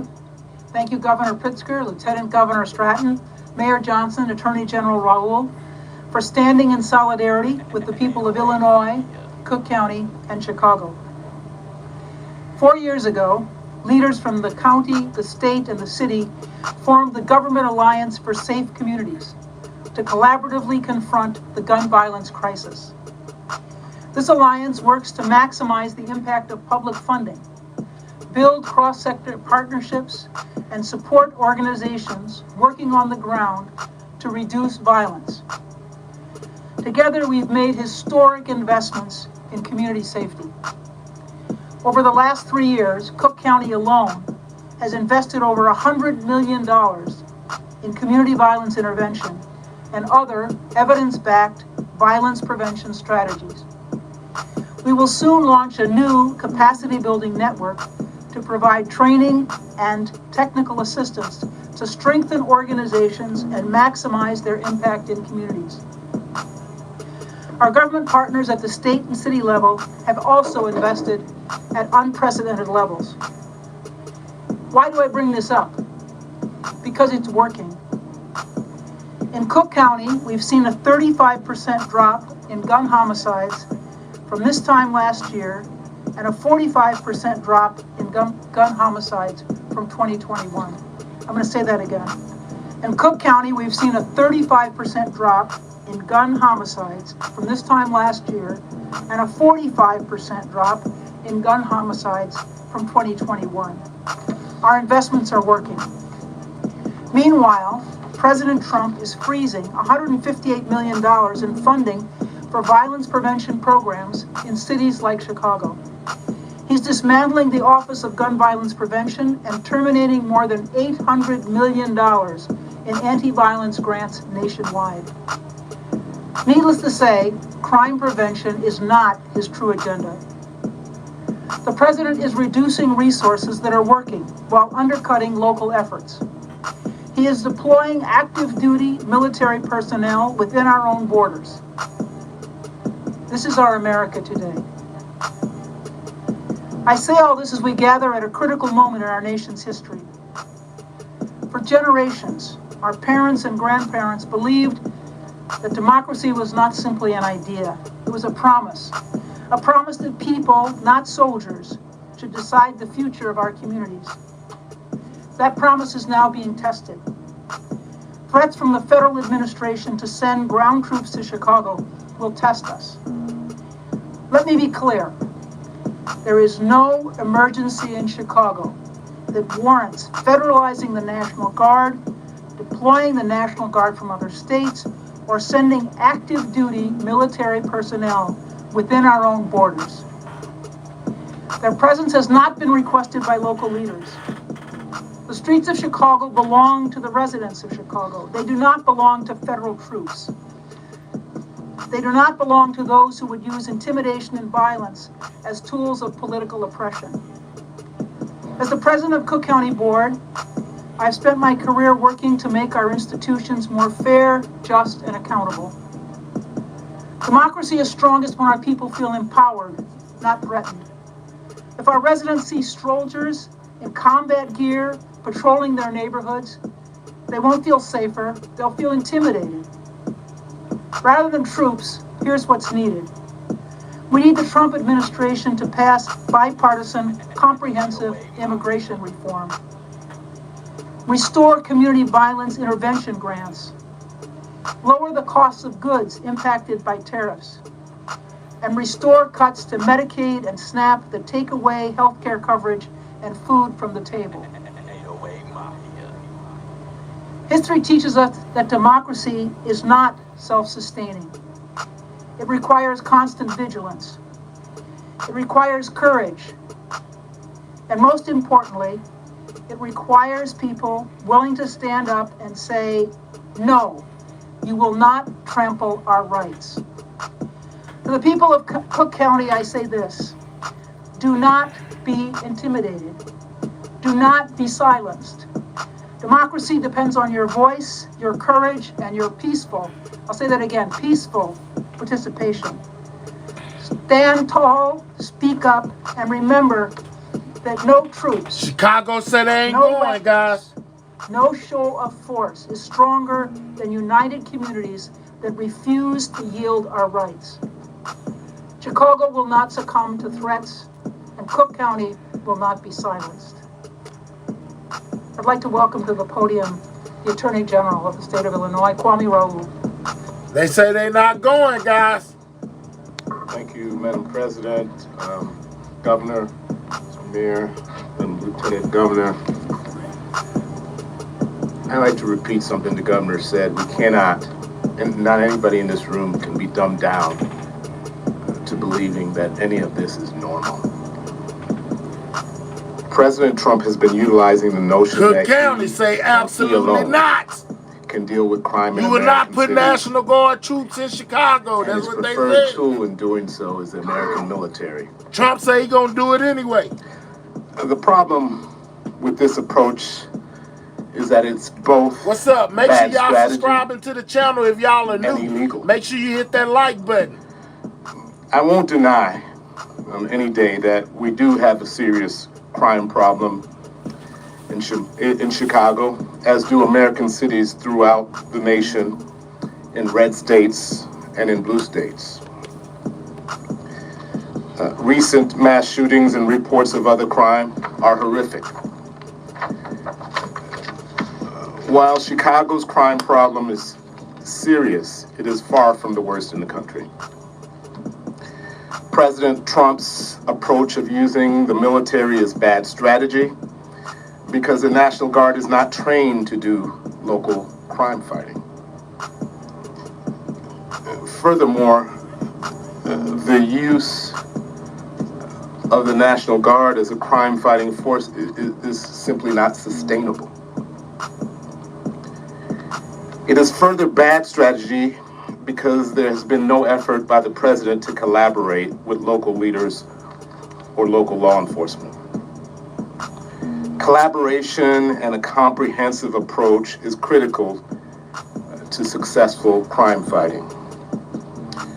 Since the outset of my tenure as Attorney General, I and other local law enforcement partners have worked closely with federal law enforcement partners, including the FBI, DEA, ATF, Secret Service, and others, to investigate and prosecute criminal activity in Illinois. And this one-team approach to fighting crime, utilizing combined intelligence, experienced, well-trained agents and officers, and state-of-the-art technology has yielded great results. It, combined with the investment in community violence interruption and providing for victims of crime, has led to a significant reduction in crime. What's up, President Nene? Trump wanted to contribute to fighting crime in Chicago, he would steer more resources to these federal agencies that are collaborating with local law enforcement instead of dramatically. So basically, we just getting Chicago's rebuttal to what we just heard Trump say about them as we wait on the Cardi B trial to resume from their lunch break, guys. Bear with us. We'll be back on Cardi B as soon as they get back from lunch, guys. Shout out to everybody in the building. Sued him 2 weeks ago, sued the Department of Justice 2 weeks ago for threatening to deprive resources for victims of crime based on unrelated immigration criteria. If President Trump were serious about fighting crime, he would not enter into collusive settlement to put machine gun trigger reset back out onto the street, devices back onto the street. AKA switches. President Trump's plan is not only bad strategy, but it is illegal. The militia clauses of the United States Constitution give Congress sole authority to decide the circumstances that allow the president to federalize the National Guard. The 10th Amendment preserves state sovereignty to enforce state laws as they see fit. As recognized by Judge Charles Breyer today in California, the Posse Comitatus Act limits the federal government's ability to use the military for domestic law enforcement. Although the president does have limited, and I repeat, limited authority to deploy the National Guard to help federal law enforcement in specific circumstances, none of these circumstances exist in Chicago. We are not being invaded by You caught foreign that nations. too? Said There is Trump no rebellion legalized against switches. the federal government. That's as there was on crazy, ain't it, my January guy? 6th. I thought I was the only one that heard an that. inability to enforce federal law in Chicago. Federal courts are open. Federal criminal cases are being prosecuted and investigated every day. And as I mentioned, federal criminal investigations in collaboration with local law enforcement are taking place on a daily basis. The president has failed to establish that any of these prerequisites required by Congress through the Posse Comitatus Act exists. Let's be clear. The president's plan is not about fighting crime. It's purely performative. He wants to demonstrate a show of military force towards American citizens as we would only see in authoritarian countries like China, North Korea, or Russia. He is hoping to sow chaos by inciting out-of-control protests. Chicago, we have demonstrated that we can protest peacefully. It is imperative that we do not take the bait. Exercise your First Amendment rights, but do so peacefully without violence or destruction of property. I invite folks to visit my website, IllinoisAttorneyGeneral.gov, and review free guidance before you participate in protests. This administration frequently disregards our Constitution They're getting ready and federal to law. protest, guys. In We fact, know the what that president has means. even questioned whether he has to comply with our Constitution. But we are here to say that no president can flout the Constitution, not here in Illinois. In Illinois, we care about the rule of law, and we intend to preserve it. As Governor Pritzker already said, there is no emergency in Chicago. I've been in touch with the governor's office and the City of Chicago Corporation Council, and we will not hesitate to take action to protect our residents if this administration breaks the law or violates our Constitution.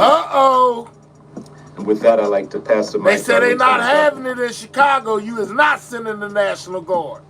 Chicago says no. Hello, everyone. I'm Juliana Stratton, and I'm so proud to serve as Illinois' Lieutenant Governor at this moment in history.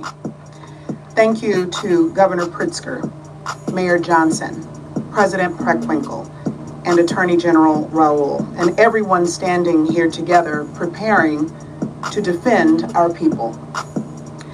I've dedicated my entire career to creating safer communities across our state. As Lieutenant Governor, I lead councils and initiatives focused on addressing the root causes of violence and delivering peace. I've had countless conversations with people who have been impacted by crime, and I can say, without a shadow of a doubt, that no one, absolutely no one, has ever asked to militarize our city. This performance by Donald Trump and the puppets in his administration has nothing to do with eliminating crime. This con is about power, control, and fear. Trump is weaponizing federal agents against vulnerable communities in an effort to scare us all. When we see our neighbors snatched from the sidewalk and peaceful residents thrown into unmarked vans, it will hit a nerve, and it should.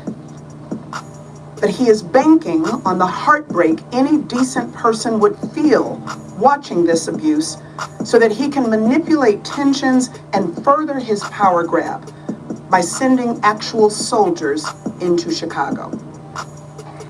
The Pritzker-Stratton administration has been working closely with community and advocacy organizations to prepare resources ahead of this invasion.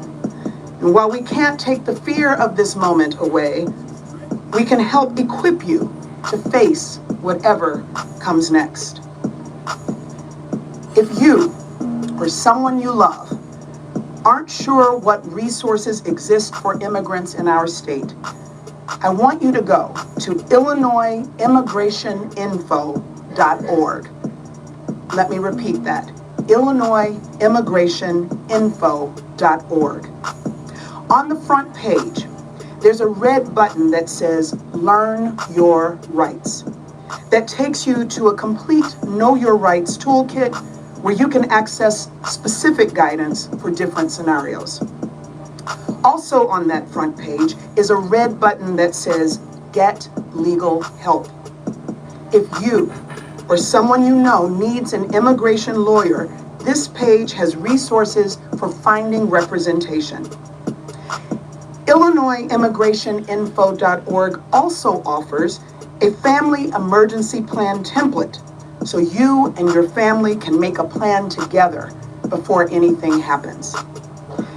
And if you do end up facing an immigration emergency, call the Family Support Network hotline at 1-855-435-7693.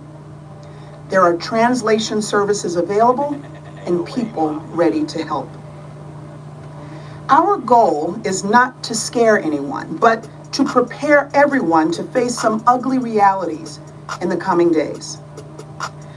Many Illinoisans who look a certain way are going to spend this time living in deep fear. That will mean skipping celebrations, avoiding certain places, and keeping in constant contact with your loved ones. The best thing that those at risk can do in this moment is to prioritize your health, mental wellness, and safety above all else. To those who have the privilege of never knowing what it feels like to question your safety because of how you look, this is your moment to step up and step in. Raise your voices on behalf of those who cannot. Chicago has a long history of peaceful protest. We're no strangers to calling out corruption and speaking up when our rights are on the line. We've shown that peace begets progress, and it's time to do it again. This version of America is not safe for anyone's American dream. But it can be if we take each other's hands and push back against this hate with every fiber of our being. Despite the gaping lack of humanity in Trump's soul, we know who America really is. A place where our ancestors triumphed over evils even greater than those we face Oh, today. Lord Jesus. A place Hurry where up, goodness Cardi. exists alongside complexity. A place where goodness is real and powerful and worth fighting for. We are with you, Chicago and Illinois. Our only way forward is together. And so, together, we will march. With that, I will ask Governor Pritzker to come back to answer questions from the media. Thank you. Rose.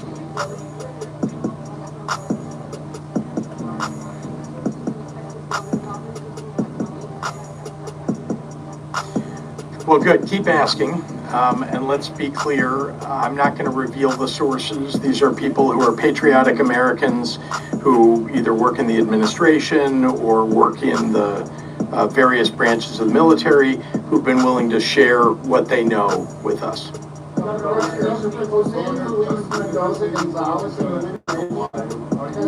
Say that again, I'm sorry.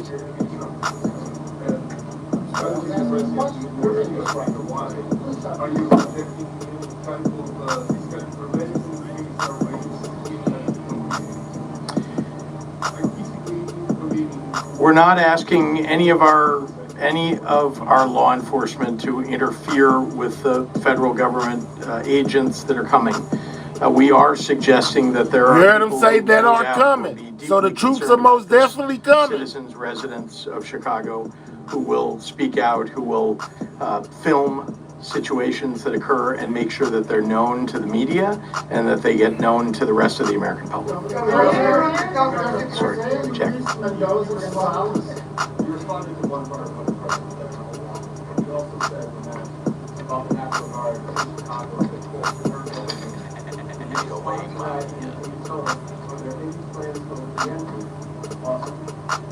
Well, there's no such thing as a preemptive lawsuit. If something occurs that trips the wire that allows us to go into court, and I'll just look at the Attorney General when I say this to get his confirmation, we absolutely will go into court, but that hasn't occurred yet.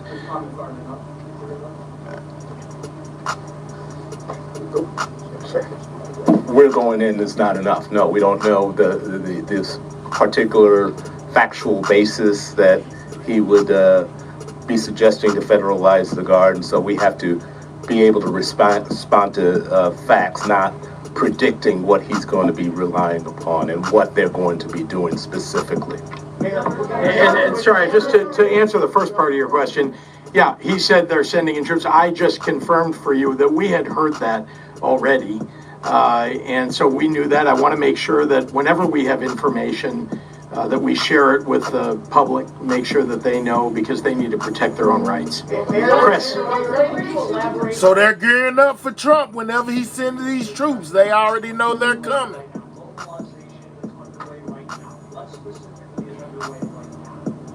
Well, we're aware from some media reports, as well as from reporters who have pretty good sources, that they, in fact, have gathered ICE agents and military vehicles, and that there are more ICE agents that are on the way. And again, many of the people who are coming seem to be coming from Los Angeles and having been part of that raid. So if you want to look at what it is that they're planning to do, you can just look at what they did in Los Angeles. Paris.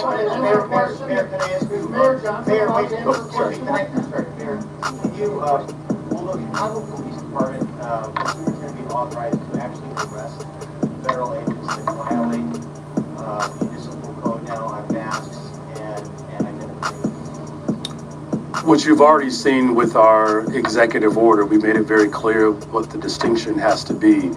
The local police department's responsibility is to protect the residents of the city of Chicago. That's what their role is, that's what the responsibility is, that's what they'll maintain. The whole point of this is to ensure that all of the residents across the city of Chicago understand and know the distinction between what the federal agents are engaged in the role of the local police department. If these federal agents decide to work against what our local authority is, we'll use every single tool that is available to us. If you look at the ruling that just took place in Los Angeles, it actually cites what my executive order had already exposed.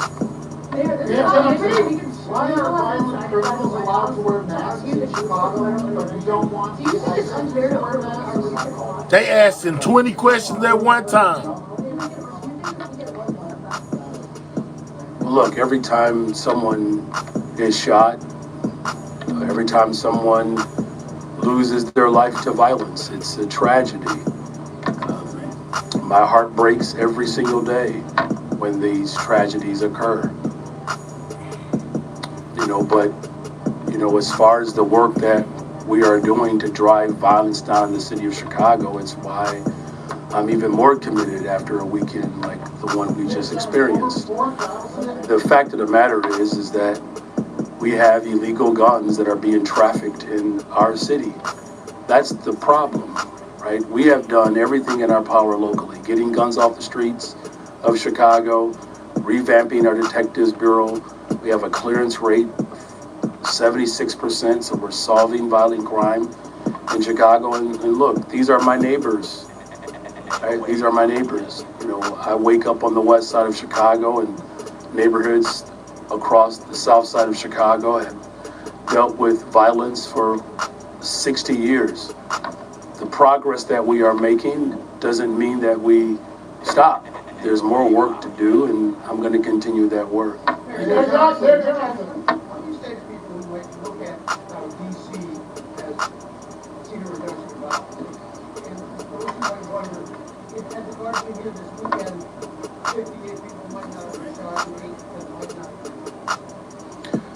Well, if you look at what's happening in D.C., I believe the vast majority of the interactions were for traffic stops and misdemeanors. No one is asking for that in Chicago. In fact, the amount of money that is being spent by the federal government, if we were to have those resources in Chicago right now, I could reopen every single mental health clinic that was closed. I can hire every single young person that was looking for a job. We could double the amount of individuals who are serving as CVI workers. Here's the harsh reality. What the president is proposing does not set us up for long-term sustainability. He's not serious. Because here's another question I would ask. If he was serious, Why would he cut 30% from the ATF budget that we have been working with over the course of my administration to get illegal guns off the streets? Yeah. Yes, ma'am. Is this for the governor? Okay. All right.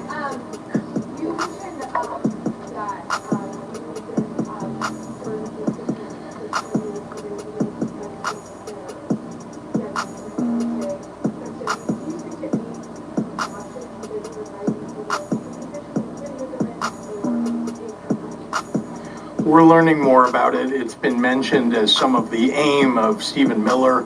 I have not heard that yet from ICE, but we know that what Stephen Miller wants to have happen with ICE is usually what happens. So we're deeply concerned about it. No doubt the mayor, our state police, our CPD, all are going to be on guard, thinking about how do we preserve the lives of and the livelihoods of and protect the people of the city of Chicago in a circumstance where they're simply celebrating their heritage. They shouldn't be interrupted in this way. This is an aim of this government. They don't actually care if you're here and undocumented. They just care if your skin color is a little off of theirs and that you're Latino. They're going to just target you without knowing anything. By the way, does anybody in this room walk around with citizenship papers? I mean, really, none of us have citizenship papers on us. He said they're targeting Latino people in Chicago, guys. That's what he said. Rounding people up, throwing them into vans without telling their families, without reading them their rights, taking them off the streets in masks, in unmarked cars. I mean, this is what's happening in the streets of the nation. And what we need to do is step back and ask, is this president following the law and what he's doing? Is ICE following the law? And all of us need to speak up and speak out about the assault on just regular residents who are following the law, who are going to work, paying their taxes, who've been around in our city for 10, 20, 30 years. We ought to be protecting those people. And if they want to celebrate Mexican Independence Day, they ought to be able to do that without being terrorized by ICE. Yeah, Olivia.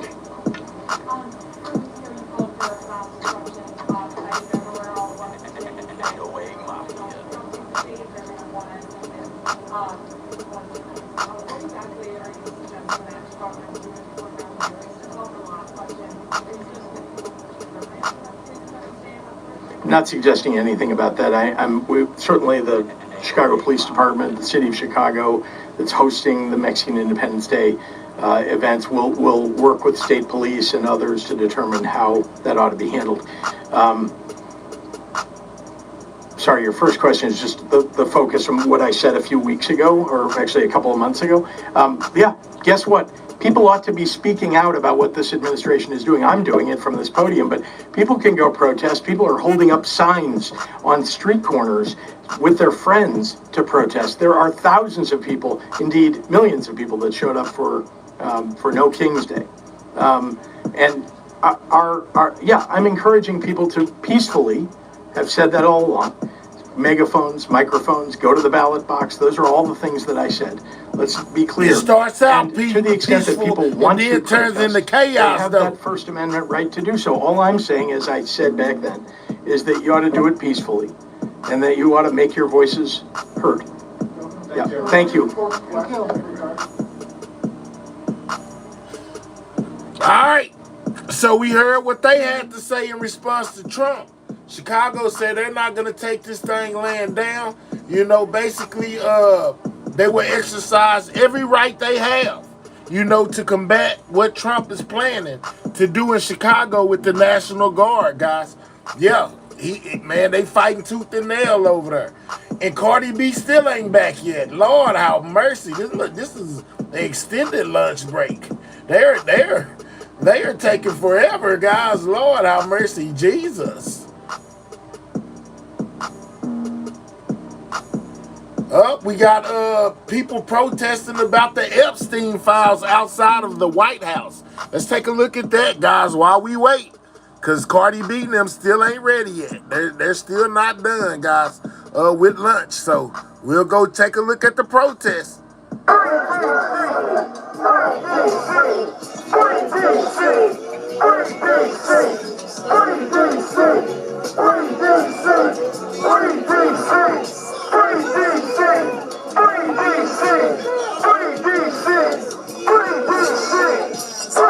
So they are protesting right now about the Epstein files, guys, outside of the White House. People are really in their feelings about this Epstein situation and how Trump and them chose to handle those files, guys. Seems like they still want them out, and they're protesting about it outside the White House. And I mean, yeah, outside the White House in Washington, guys.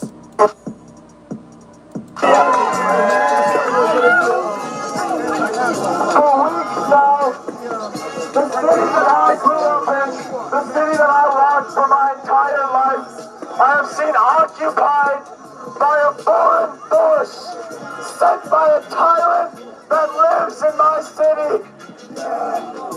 And today is the first of many steps that we finally begin taking back our home.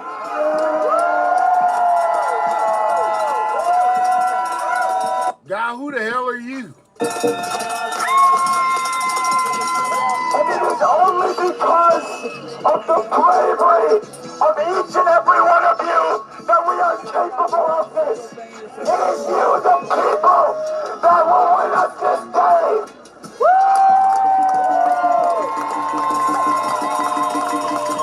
We are not only here. Yeah, I'm serious. They are protesting about the Epstein files and Trump's handling of the Epstein files. They want them released, and they are protesting outside of the White House right now. This is live. We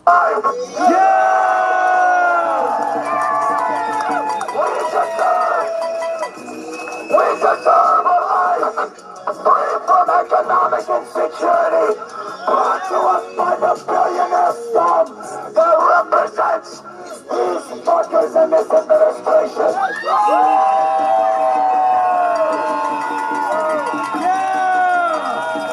Fuck the oligarchy!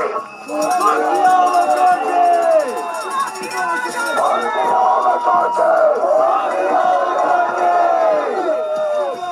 Fuck the oligarchy!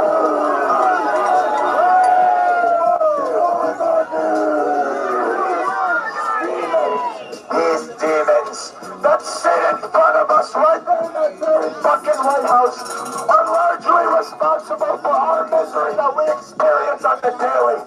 I see people, small-by families, who have kids to feed, whose food stamps for... Yeah, Trump, you need to put the National Guard on that guy right there. I'm scared of him.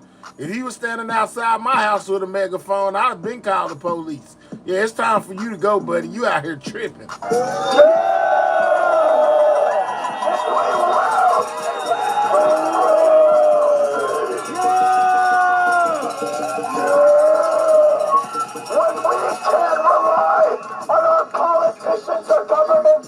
That's when we need to turn inward on our communities. Look around, look to your left, look to your right, look all around you. Let's spray him with a water hose. He out there tripping with himself. Yeah, he need a water hose. They need to flush him out. Yeah, he tripping. Yeah, he tripping. And we will bring it about through hard work and dedication. We will win us this life that we deserve from the get-go.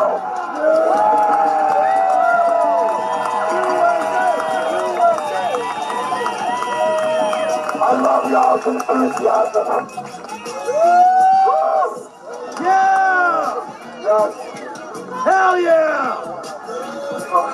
Hell no! Really amazing people. And this cannot end here. Promise me this will not end here with you.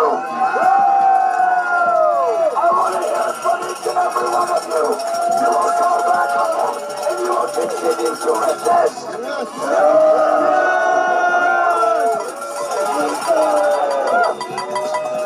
Because their tyranny is not just in my home city. It is everywhere across the country. It is all over the goddamn world. It is in Palestine and Gaza. It is in Sudan and Myanmar. It is in the fucking streets that we walk. It is in Alabama. Get him out my front yard. He out here tripping. This guy with a megaphone and red hair. They're screaming to the top of his lungs, profanity, and all kind of stuff. Yeah, man, get him gone. I don't know what they think of Trump. You're using the military on the wrong people. You need to be you need to be putting them outside the White House. Ain't the military, they already in DC. Where they at? He need to get him out the front lawn. He tripping. Every shit I say has a purpose, and that's why I say it. So this one, listen to it. Don't just say it, don't just repeat it, but listen to it. You need to believe it. This guy's unhinged, man. Get him his medication. Hurry up. United will never be defeated. The people, united, will never be defeated. The people, united, will never be defeated. The people, united, will never be defeated. The people, I hear you. Let every time in the trumpet.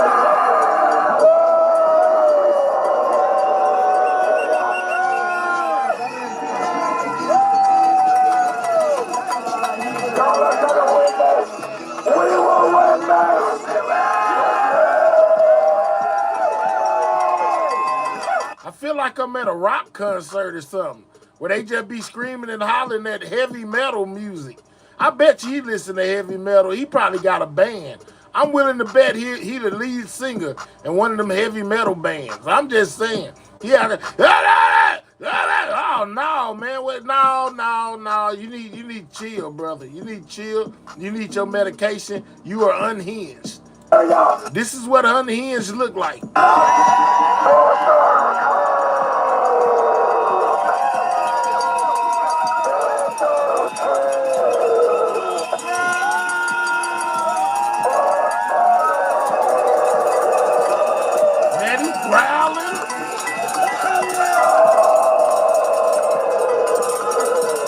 Why is he growling, man? He out there going, I'm telling y'all, he a member of a heavy metal band. He the lead singer. I'm telling y'all, man, he unhinged. He ready to bite a bat head out right now and spit it out into the crowd like Ozzy Osbourne. I'm telling you. For the lovely lady side.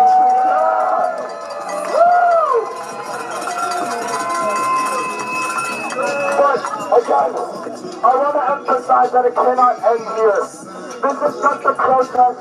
This is just one walk in congressional hall. We need to be on these people's asses. We need to be on them electorally. We need to show up at their churches. We need to show up at their homes. We need to show up when they fucking eat.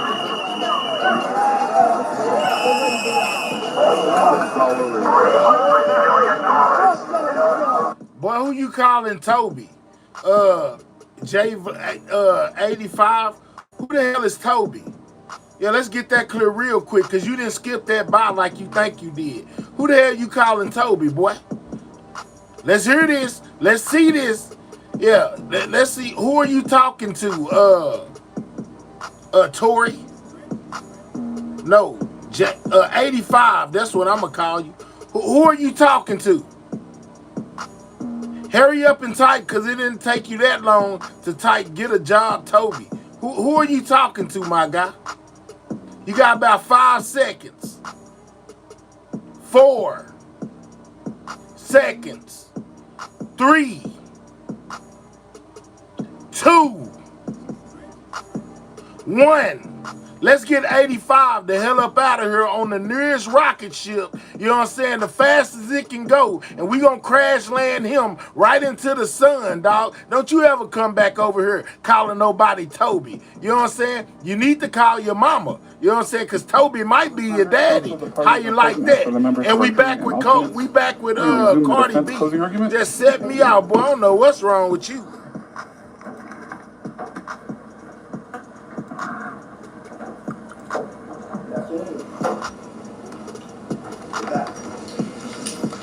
So picking up where I left off, Cardi testified in this courtroom that The whole encounter was maybe 45 seconds, less than a minute.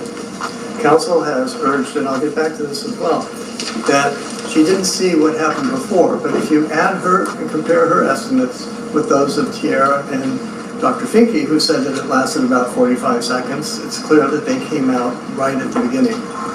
Now, Cardi also testified in front of you and under oath that she never spit on plaintiff.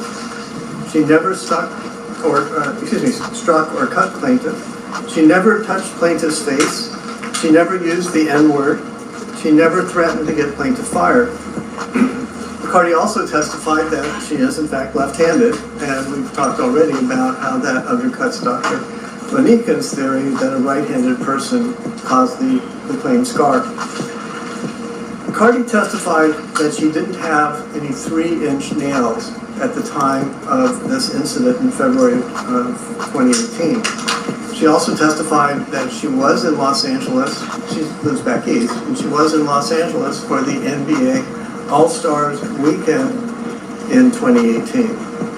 And we put into evidence a photograph of Cardi to prove that her fingernails were an inch or less. It's a photograph that she testified was taken at the NBA All-Star weekend. And you heard counsel earlier say that Cardi testified that photograph was taken on the same day of the alleged incident, on February 24. That's absolutely untrue. She did not testify to that. If you are unclear, the record can be read back to you, but I expect that you were here and heard Cardi testify that she was here for a week or so and kept the same fingernails this entire time, and that includes February 24th. The assertion by counsel that she testified to something she did not in fact testify to is something that Your Honor that the judge had already indicated is something you should disregard. Now, she testified that the nails she was wearing while she was in Los Angeles were coffin square and not pointy. That was a new one on me. Apparently coffin square means the shape and the square and it can't cut anything. She also confirmed and testified that the rhinestone images were flat. They were not pointy and they had no sharp edges. Apparently you can get little rhinestones either as little decals on fingerprints or as rhinestones themselves. I'm not like Dr. Finke, a fingernail expert, so I won't talk about that. But the point is, rhinestones can appear on a fingernail, a decorated fingernail, either as three-dimensional or as flat, which of course flat can't cut anything. And she testified, as did Dr. Finke, misspoke. She testified that they were flat. Dr. Finke, counsel had said, testified that they were sharp. He actually testified he didn't know whether they were sharp or flat. It is very important, actually, also that while plaintiff's testimony about what happened is uncorroborated, she called no witnesses who were actually there. Cardi actually did have 2 witnesses. And we'll get back to that. I do want to mention something that plaintiff's counsel raised, which is there's testimony from Cardi that as plaintiff advanced towards her swearing and pushing her back, that their chests touched. And counsel told you that that's an assault right there, that his client wins. Well, there's a couple of problems with that. Just touching chests like that is not an assault, and if it is an assault, it's an assault by plaintiff on Cardi. Cardi was being pushed back. That's the testimony from all both of the witnesses and Cardi herself. But I should mention, just in case you want to know, there is an instruction in the jury instructions that deals with the defense of self-defense. Counsel said that is inapplicable here because Cardi denies that she touched anyone or had to act in self-defense, or that she cut plaintiff. The point he's overlooking is that is up to you. We've heard the evidence. We think it's overwhelming that Cardi did not touch plaintiff at any point in time and did not touch this magic appearing, disappearing scar. But we have to be careful as lawyers. So we've included a self-defense a defense of self-defense instruction, which means that if you were to find that Cardi did touch plaintiff, or that somehow a chest-to-chest caused by plaintiff is assault by Cardi, which we dispute strongly, there is an instruction that the judge has given you that self-defense applies if a person reasonably believes that another person was going to harm her or him, and the person uses only the amount of force reasonably necessary for protection. I think there can be no doubt that Cardi was faced with someone bigger than her who was trying to hurt her. We know that from both Cardi's testimony, Tierra's testimony, Tierra Malcolm, and I believe also Dr. Finke. But let's talk about Ms. Malcolm. Tierra Malcolm, we called her as a witness, so we'll add her there. And she is one of the 4 people who are in the hallway, and she testified as an eyewitness, and she has no axe to grind. She's not a friend of plaintiff. She's not a friend of Cardi. She doesn't work for Cardi. They never met before. And so, again, she's an independent third-party witness. She testified that she was Dr. Finke's receptionist and expecting Cardi for a secret appointment. As a receptionist, she was near the front door. That's why she got out first before Dr. Finke, whose office was in the back. She testified it was a Saturday and all the other offices in the building were closed. And they closed early because, quote, they didn't want anyone there when Cardi arrived. When Ms. Malcolm, she testified that when she heard yelling, she immediately ran out. She's near the door. There's nothing she really could have missed once the yelling started. Defendant's counsel has argued that, again, that she wasn't there in the beginning, but we know from her testimony that she was near the door, immediately ran out when she heard yelling. Now we have a visual rendering based on plaintiff's own photograph of the hallway outside the doctor's office and based on the testimony and Cardi of Ms. Malcolm. This shows how far, you see the elevator bank and you see the doors that are depicted in the photograph that the plaintiff showed you, plaintiff's counsel showed you. And where did they end up? They ended up in that corner.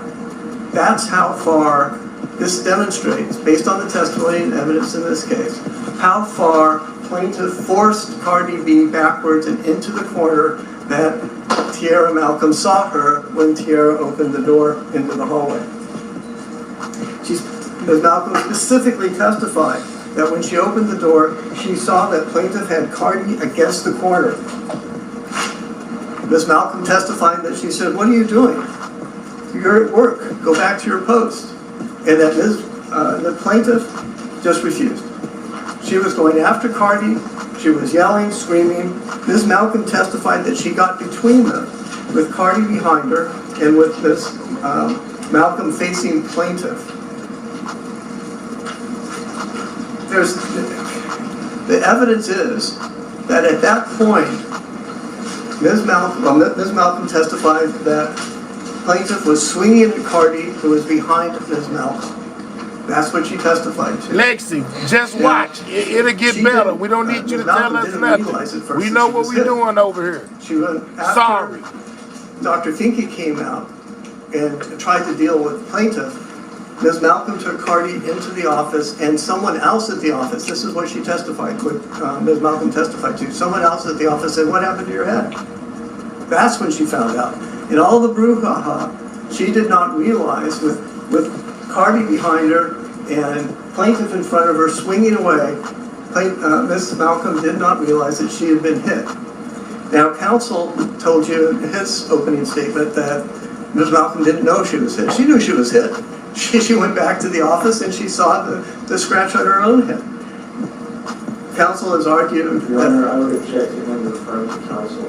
We can talk about facts on counsel. Plaintiff's counsel has argued to you that Ms. Malcolm didn't know who hit her. Okay, and he dwelled on that a lot in his cross-examination of Ms. Malcolm. And with all the things flying, with all of plaintiff's hands flying in the air, what Ms. Malcolm explained is her back was to Cardi. Ms. Malcolm specifically testified she did not see Cardi's hands go in front of her, go by Ms. Malcolm's head. But She did see Plaintiff flailing away trying to get to Cardi. That's why she concludes that it was Plaintiff who hit her. And it only makes sense. Cardi was behind Ms. Malcolm, and Ms. Malcolm was hit in the forehead, face to face with Plaintiff. Again, I apologize for the language, but it's important. This is the defense. This is Cardi's attorney. Ms. Malcolm also heard Plaintiff, who was almost double the prosecution already did that. Expressly threatened in no uncertain terms to harm Cardi. Quote, "I will F your shit up." That's what Tierra Malcolm testified to. She heard Plaintiff threaten Cardi. That's an express threat. If anyone was being assaulted by threats of immediate offensive contact, it was Cardi who was being assaulted by Plaintiff. Ms. Malcolm testified that while Cardi was behind her and Ms. Malcolm was face to face with Plaintiff, Ms. Malcolm did not see any scratches or cuts on Plaintiff's face, any blood on Plaintiff's face, any injury at all on Plaintiff's face, or any spit or spittle on Plaintiff's face. Ms. Malcolm also testified that Dr. Finke came out of the office into the hallway and tried to get Plaintiff to stop and leave. Ms. Malcolm then got Cardi into the doctor's office. She testified that throughout this, Plaintiff had her phone in her hand. I want to repeat that. So she testified here that she was using earphones. We've got another witness who says Plaintiff was standing there, flailing away with her phone in her hand. Now, Ms. Malcolm also testified, and I know this gets a little bit repetitive, but it's important you remember this testimony, and you take it into account when you deliberate. Ms. Malcolm also testified that Cardi did not hit Plaintiff, that Cardi did not cut Plaintiff with her fingernails, that Cardi did not use the N-word. Ms. Malcolm testified with Cardi behind her, almost touching her back. She did not see or feel Cardi swing at Plaintiff. They didn't touch each other, although counsel asked what about chest to chest, and Ms. Malcolm testified, which seems truthfully, when Plaintiff had Cardi in a corner, Malcolm could not tell if their chests were touching. That's because she's behind them. She's coming out of the office door. Ms. Malcolm also testified that a few months later, Plaintiff asked Ms. Malcolm to help her go after Cardi.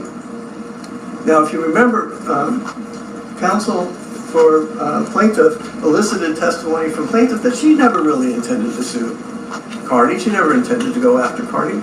But that's not what Ms. Malcolm says. Ms. Plaintiff was trying to elicit witnesses to support a claim against Cardi. And Ms. Malcolm said, "Thank you, but no thank you." And she did that because she felt that Plaintiff was at fault, and, quote, "she handled everything unprofessionally," close quote. Now, we also called Dr. Finke. He, too, was there the day of the incident, and he, too, has no axe to grind. He is not her regular doctor and never has been.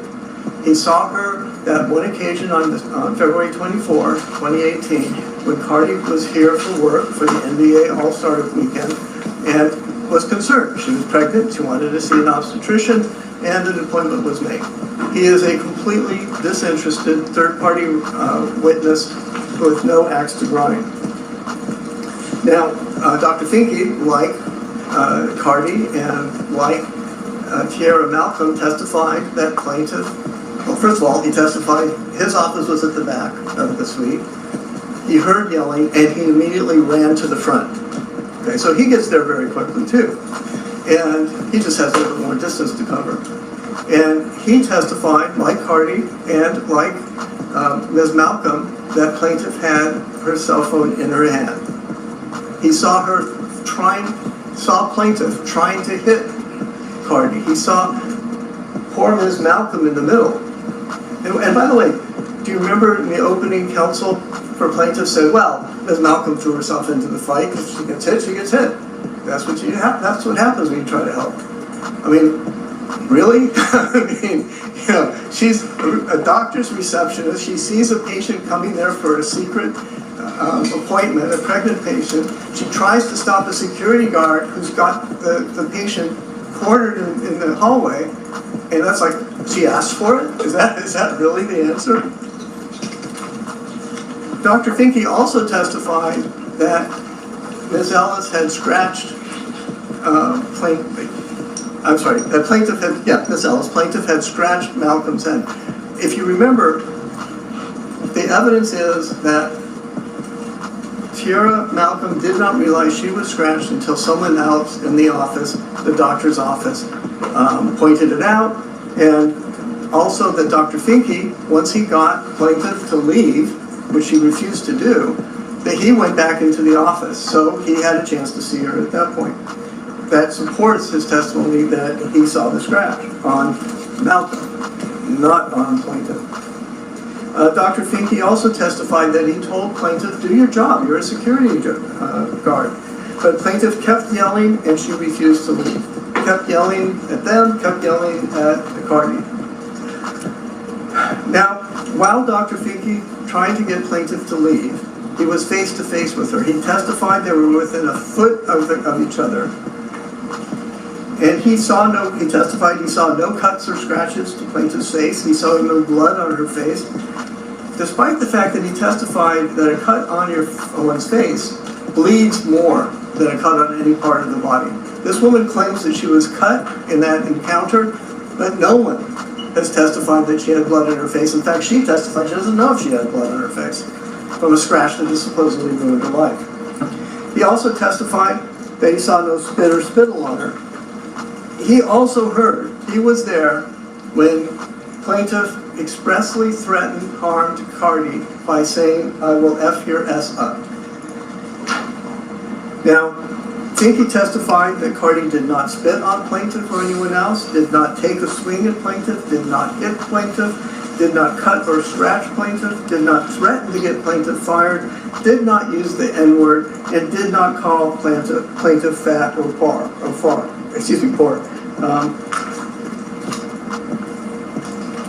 Dr. Finke also testified that once Cardi was safe in his office, he examined her in an examining room, and she did not have 3-inch fingernails.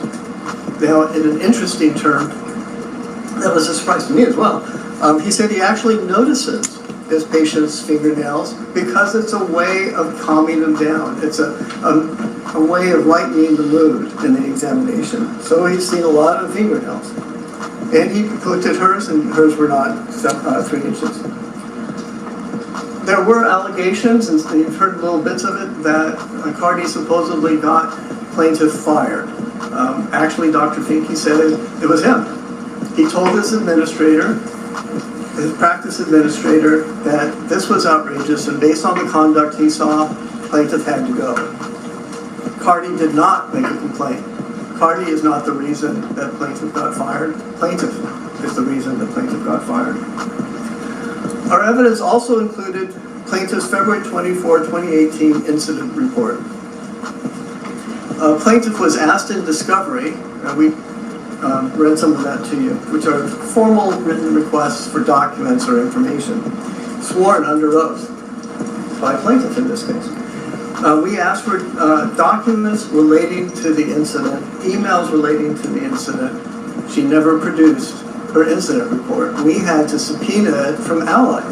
That's how we got it. We didn't get it from her. She claimed it didn't exist. Once again, common sense. There's something wrong there. We had to serve a subpoena on Allied, who produced a copy of the incident report, and we relied on that incident report because of plaintiff's inconsistencies and admissions. Now, it contains a lot of her accusations, and we believe the evidence is clear that they are false, but it also includes some interesting statements by plaintiff. And this is 2 days after the February 24, 2018 incident. Plaintiff, who testified, if you remember, that incident reports are very important.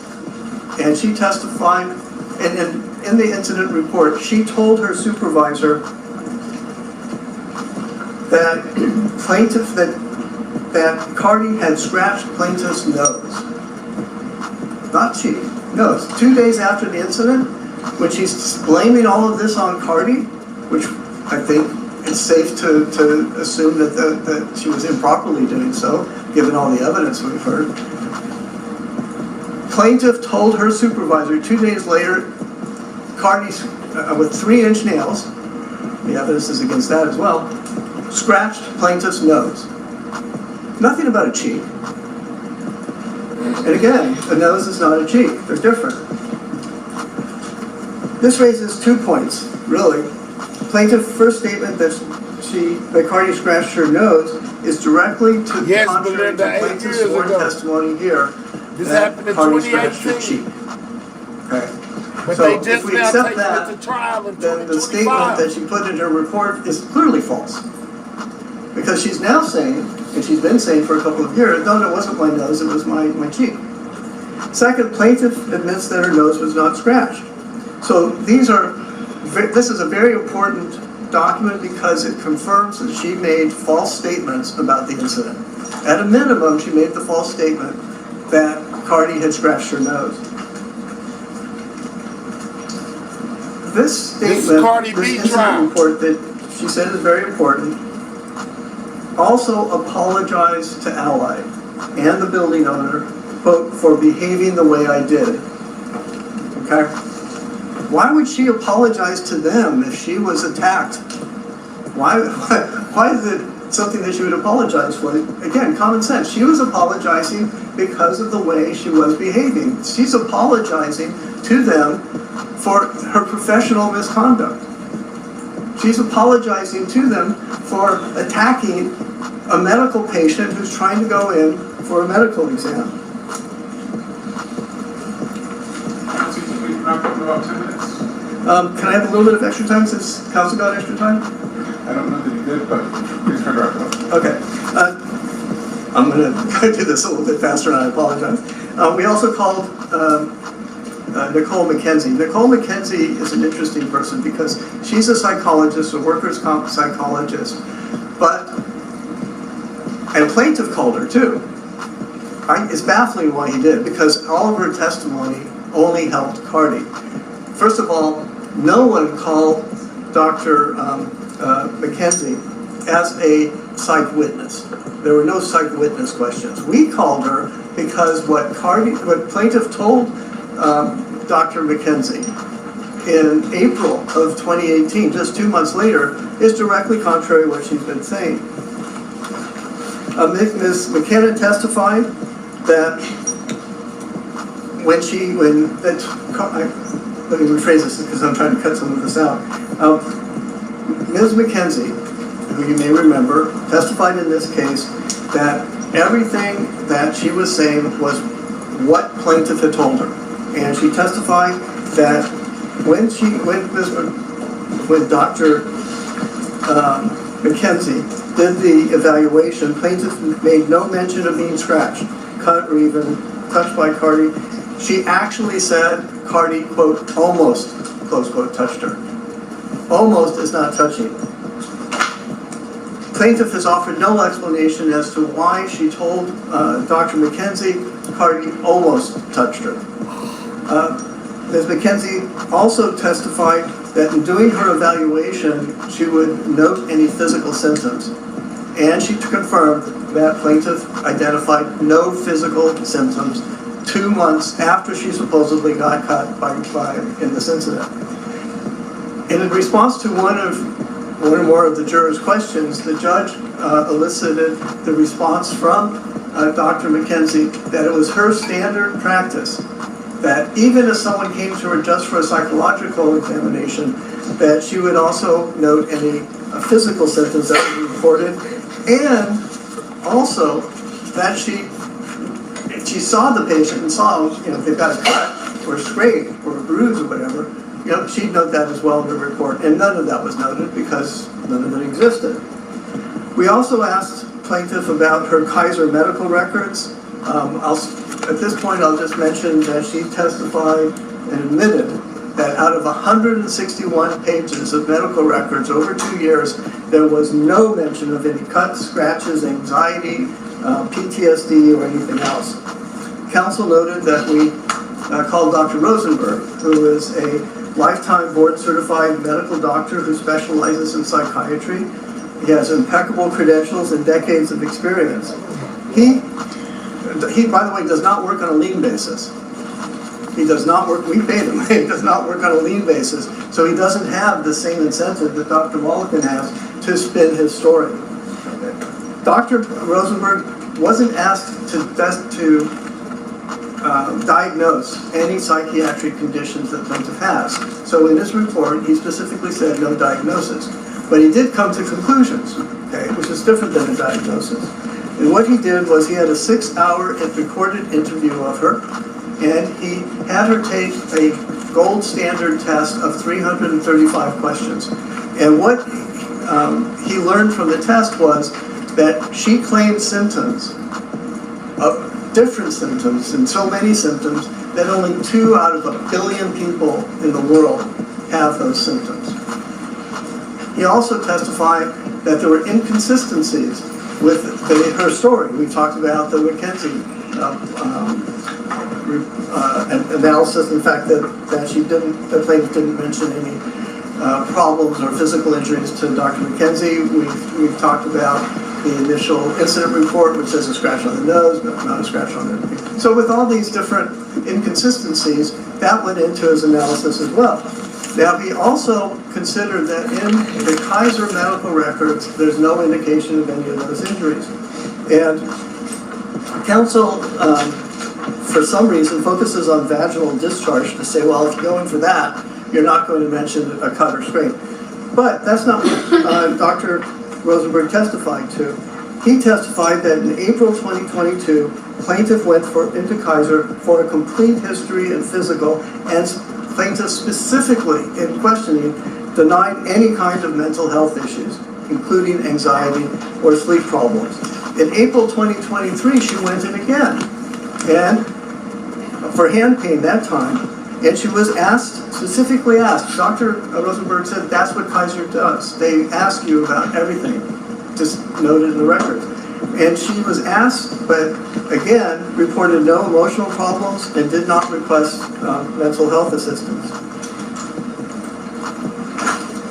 I should also mention this claim about PTSD. Dr. Rosenberg testified that you can't, quote unquote, an argument or an unpleasant interpersonal interaction isn't a trauma and can't lead to PTSD. The claim of PTSD is frankly an offense to those people who actually have it. She had a 45-second argument. She was fired. That is not what gives you post-traumatic stress syndrome. And we know that because we've heard it from a licensed psychiatrist who did all those tests and interviewed her for 6 hours. I should mention that Dr. Mulliken is a plastic surgeon. He's not a psychiatrist. So Dr. Mulliken couldn't and didn't rebut Dr. Rosenberg's conclusion that plaintiff is feigning. Counsel said, well, why didn't the defendants call a plastic surgeon expert? Because we don't see a scar. To call someone to say, can you examine this person? Do they have a scar? You can look at the photograph. Why would we call a plastic surgeon? Conversely, though, they want to prove that plaintiff had psychological injuries. Why didn't they call a psychiatrist? Let's talk a little bit about plaintiff's shifting stories.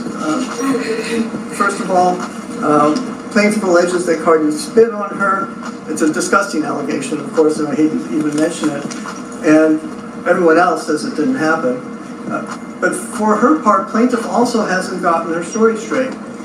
If you remember, last Monday she testified in her February 26, 2018 incident report. Plaintiff told her supervisor that Cardi spit on her before people came out of the doctor's office. But at her deposition, plaintiff testified that Cardi spit on her after they came out. She can't get her story straight. That's that simple. Counsel has referred to spittle.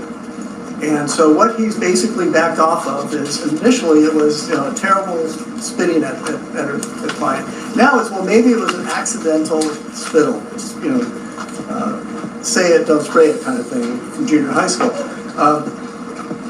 There's no evidence that happened, but it's also not an assault. It's also, when you look at the jury instructions, you'll see that an assault requires intentional conduct, intentional battery. Accidentally, spraying a little bit of spittle when you're arguing, that is not an assault, and there's no evidence that it even happened. Plaintiff also is strikingly inconsistent regarding her claim that Cardi touched her. We'll go through this quickly. We talked about in the February 26, 2018 incident report, supposedly Cardi scratched plaintiff's nose. In April of 2018, plaintiff told Dr. McKenzie that Cardi almost touched her. In sworn responses in discovery in this case, plaintiff stated under oath that Cardi viciously beat plaintiff about the head, face, and body. If you haven't heard that, in this trial, no one said that occurred. In her deposition, plaintiff stated under oath that Cardi struck her on her nose and cheek, and plaintiff acted out Cardi jabbing plaintiff's face with an outstretched index finger, which is directly contrary to, and you saw that videotape of that, it's directly contrary to what Dr. Mulligan testified he thought happened. Objection, Your Honor. We're going about over an hour now. What's your objection? That we agreed to 1 hour. Okay, counsel, what's your wrap it up? Can I have 3 minutes? Just wrap it up. Okay. I'm sorry, there's more to talk about, but I've got to go. Ultimately, this case comes down to what happened in a minute in a medical building hallway. And to believe plaintiff, you would have to disbelieve Cardi, you would have to disbelieve Ms. Malcolm, you would have to disbelieve Dr. Finke, and you would have to ignore all of plaintiff's contradictory statements, including whether she had a cell phone, whether she had an earpiece, all that stuff. This is not a difficult case. It is not a close case. Plaintiff has the burden of proof, and the evidence is overwhelming in Cardi's favor. Plaintiff has not met her burden of proof. And plaintiff's demand for whether it's the $24 million that was testified to at trial or the $250,000 plus that you heard today makes no sense. She suffered no injury. Cardi did not do anything wrong except try to protect her baby and get to a doctor. The court will provide you with a verdict form, and we urge you that the evidence and common sense require that you answer questions 1 to 2 as no. That will skip you over to Section B. We ask that you answer question 5 no. That will skip you over to Section C. We ask that you answer question 8 no, which will skip you to Section D. We ask that you answer question 12 no, which is then the end of the verdict, and you can have the foreperson sign it. I also want to note that for each of these questions, as the judge previously told you, 9 people do not have to agree. You can have 9 people agree on one, a different group of 9 people on another. And we ultimately, we thank you for your time, for your consideration, and you know how we wish you roll. So, thank you. All right, and folks, as we indicated, the plaintiff gets the first and last word, so time for a rebuttal case for plaintiff. Good afternoon. Thank you all for coming back. So this is the end of the road now. I said a lot of things this morning, and I basically don't want to repeat all of it. The main point that I want to highlight, which what counsel has brought up, is the incident report. In the incident report, Ms. Melanie Ellis tells her supervisor that the defendant put her fingernail into her face. You will see that. Into her face and scratched her nose. She caused damage to her face. It was a physical contact. As far as the spitting, he never brought up the word spittle. I don't know what that exactly means, but in either event, Imani Ellis, who was there, who was a witness to this incident, testified that the defendant spit on her, actually spit on her, which is an assault and a battery. Everybody gets an attorney. Everyone gets to have an attorney. Even Cardi B gets to have an attorney.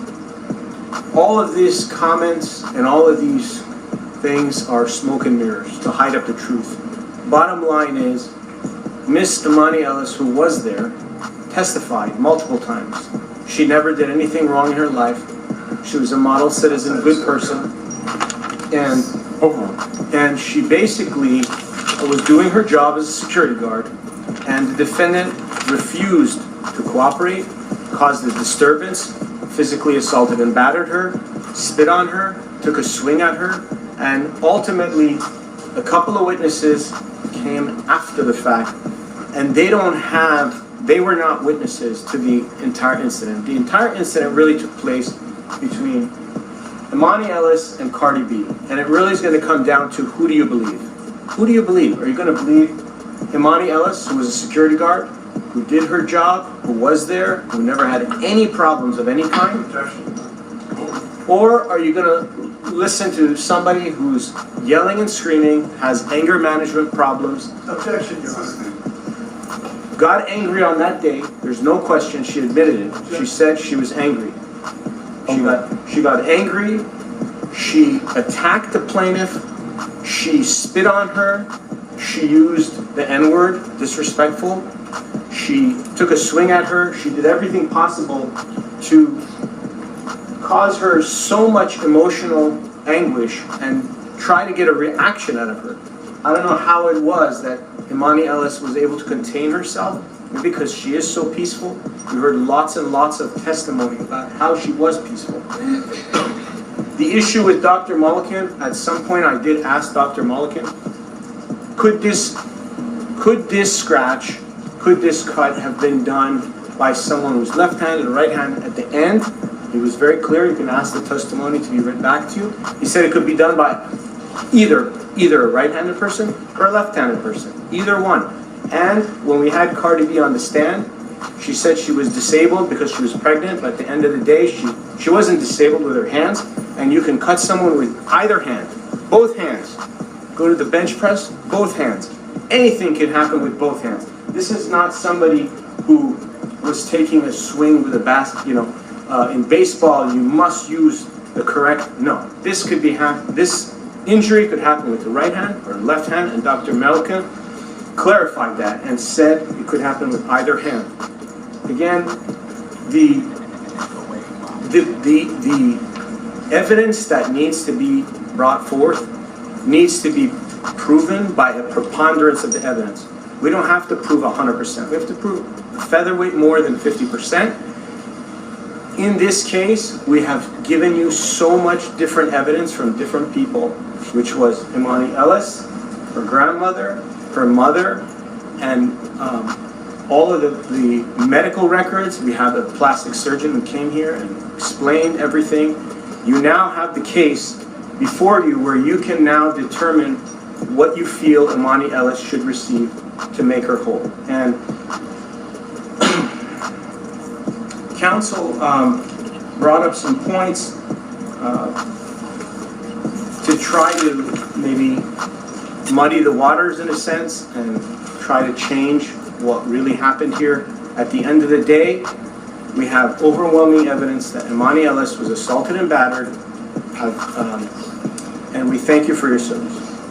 All right, thank you, counsel. All right, ladies and gentlemen, that concludes the presentation of evidence and argument. You're now going to be shown to the jury room. We do have a hard stop at 4:30, and by no means would I suggest that you should try and rush to be done by then. You do need to deliberate and consider all of the evidence before answering the questions on the jury form. And so if indeed it takes you longer than 4:30 today, then we will need to come back tomorrow.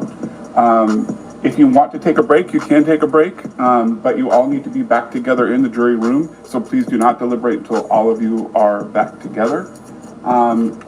To the extent that we do come back tomorrow, if you want to bring snacks or anything like that, that's fine. We can discuss that a little bit later.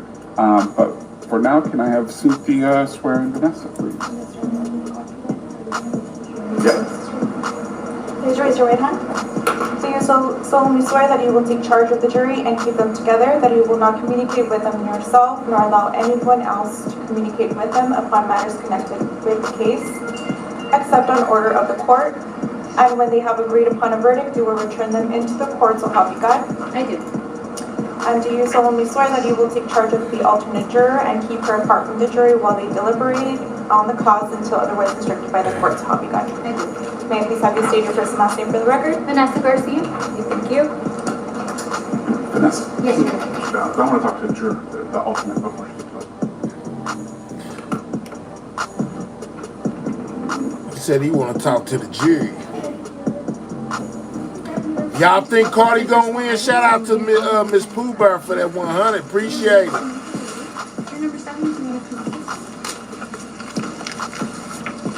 All right, so we in the jury deliberation phase, guys.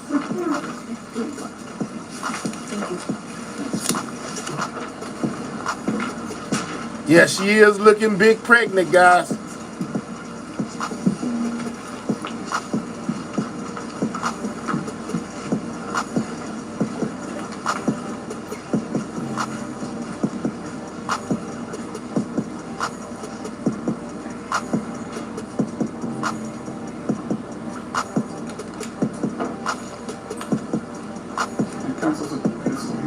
The door's closed? There it is. Okay. All right, we're still on the record outside the presence of the jury. We do have the alternate number 1 here. Ma'am, on Wednesday, did you have any conversations with any of the witnesses? Were you sitting? Yeah, you. Me? Yes. Were you outside? Did you sit next to the plaintiff's grandmother on Wednesday? The grandmother? Correct. I can't remember, but I did sit once, at least once. Did you have a conversation with her? Uh-oh. I don't remember what I said, if I did. Okay, so she didn't say anything. I didn't say anything about this. Nothing about the trial? No. Okay, very good. Not at all. Vanessa's going to excuse you to the jury room. All right. Thank you, ma'am. Will Cardi win? Drop a 1 if y'all think she gonna win. Drop a 2 if y'all think she's gonna lose, guys. I think she gonna win. I think Cardi's gonna win by a landslide. I think them people just trying to get in Cardi pockets. That's my honest opinion. You know, I think she's gonna win. I see her seal ones down there. They've had some kind of conversation, may have been innocent, I just wanted to rule out an improper contact. If you could please either stay close or give a cell phone number to Cynthia. Just please stay within a couple minutes in case we get any questions from the jury or if we get a verdict. Yes. So I do want to put something on the record, but not about counsel. Okay. I think it's important. I think this court has a duty to handle the situation, which is what happened. During the lunch hour, Cardi B went outside and threw something at one of the news reporters. I have it on video. Wow, Cardi done went outside and threw something at the news reporter. Man, that don't got nothing to do with your case, with your good snitch yourself. He feels scared about what she may do to them because of what she did to that court reporter, which I have on video. To the court reporter? I'm sorry, to one of the news reporters. She threw an item at the news reporter physically in front of this courthouse on court property outside this courtroom. So I would ask that she be admonished and be told not to handle herself in this way and not to look at my clients anymore. All right, so the court can't for conduct that the court didn't witness. I can show the court the video. Well, I still haven't witnessed it. To the extent I think it appropriate that the parties be courteous to each other. He know they finna lose. Appropriate for anyone to. He know they finna lose. Either threaten anyone or even by way of staring at someone. People can take offense to that. So please continue that courteously with each other. Can I just add one thing? Sure. I've been sitting here throughout the whole trial. Plaintiff has never looked this way, so I don't know what she's talking about. Okay. Second, plaintiff is halfway between Cardi and the jury box and the witness. I have never seen Cardi do anything else other than watch. Sometimes she, when response to a witness, may like wonder what. But I have that lawyer is tripping. Anything that plaintiff's counsel has claimed. Okay. All right, and we do have extra security here just in case there's any kind of issue. All right. All right, stay close. Yes, sir. Thank you. Man, heck no. He just made an issue out of nothing talking about Cardi did something to one of the reporters outside that made his client basically kind of fearful. We on jury watch, guys. You know what I mean? Yeah, we on verdict watch, man. You know, I don't think that it's gonna get done today. I'm pretty sure they're gonna have to come back tomorrow, guys. Man, we've been rocking out for like 3 hours. But man, that lawyer right there is tripping. He is reaching for straws, tripping with himself. He tried to make an issue out of nothing. Talking about she needs to watch how she carries herself outside this courtroom, this, that, and the third. Man, be quiet. He's definitely Cardi hater. Yeah, man, he's doing his job. He trying to make sure he gets some money. He mad because they finna lose.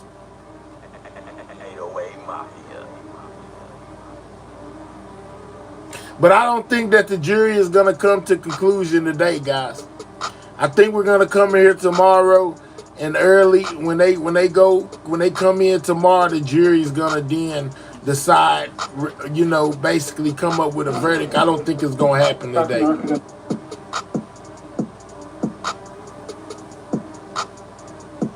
That's crazy, y'all. Wow. They trying to run a play on Cardi and take her money. But anyway, y'all, I'm going to go ahead and get up out of here. You know, if anything happened, you know, I may come back live or just post it to my community wall if they happen to find that she basically wins or loses.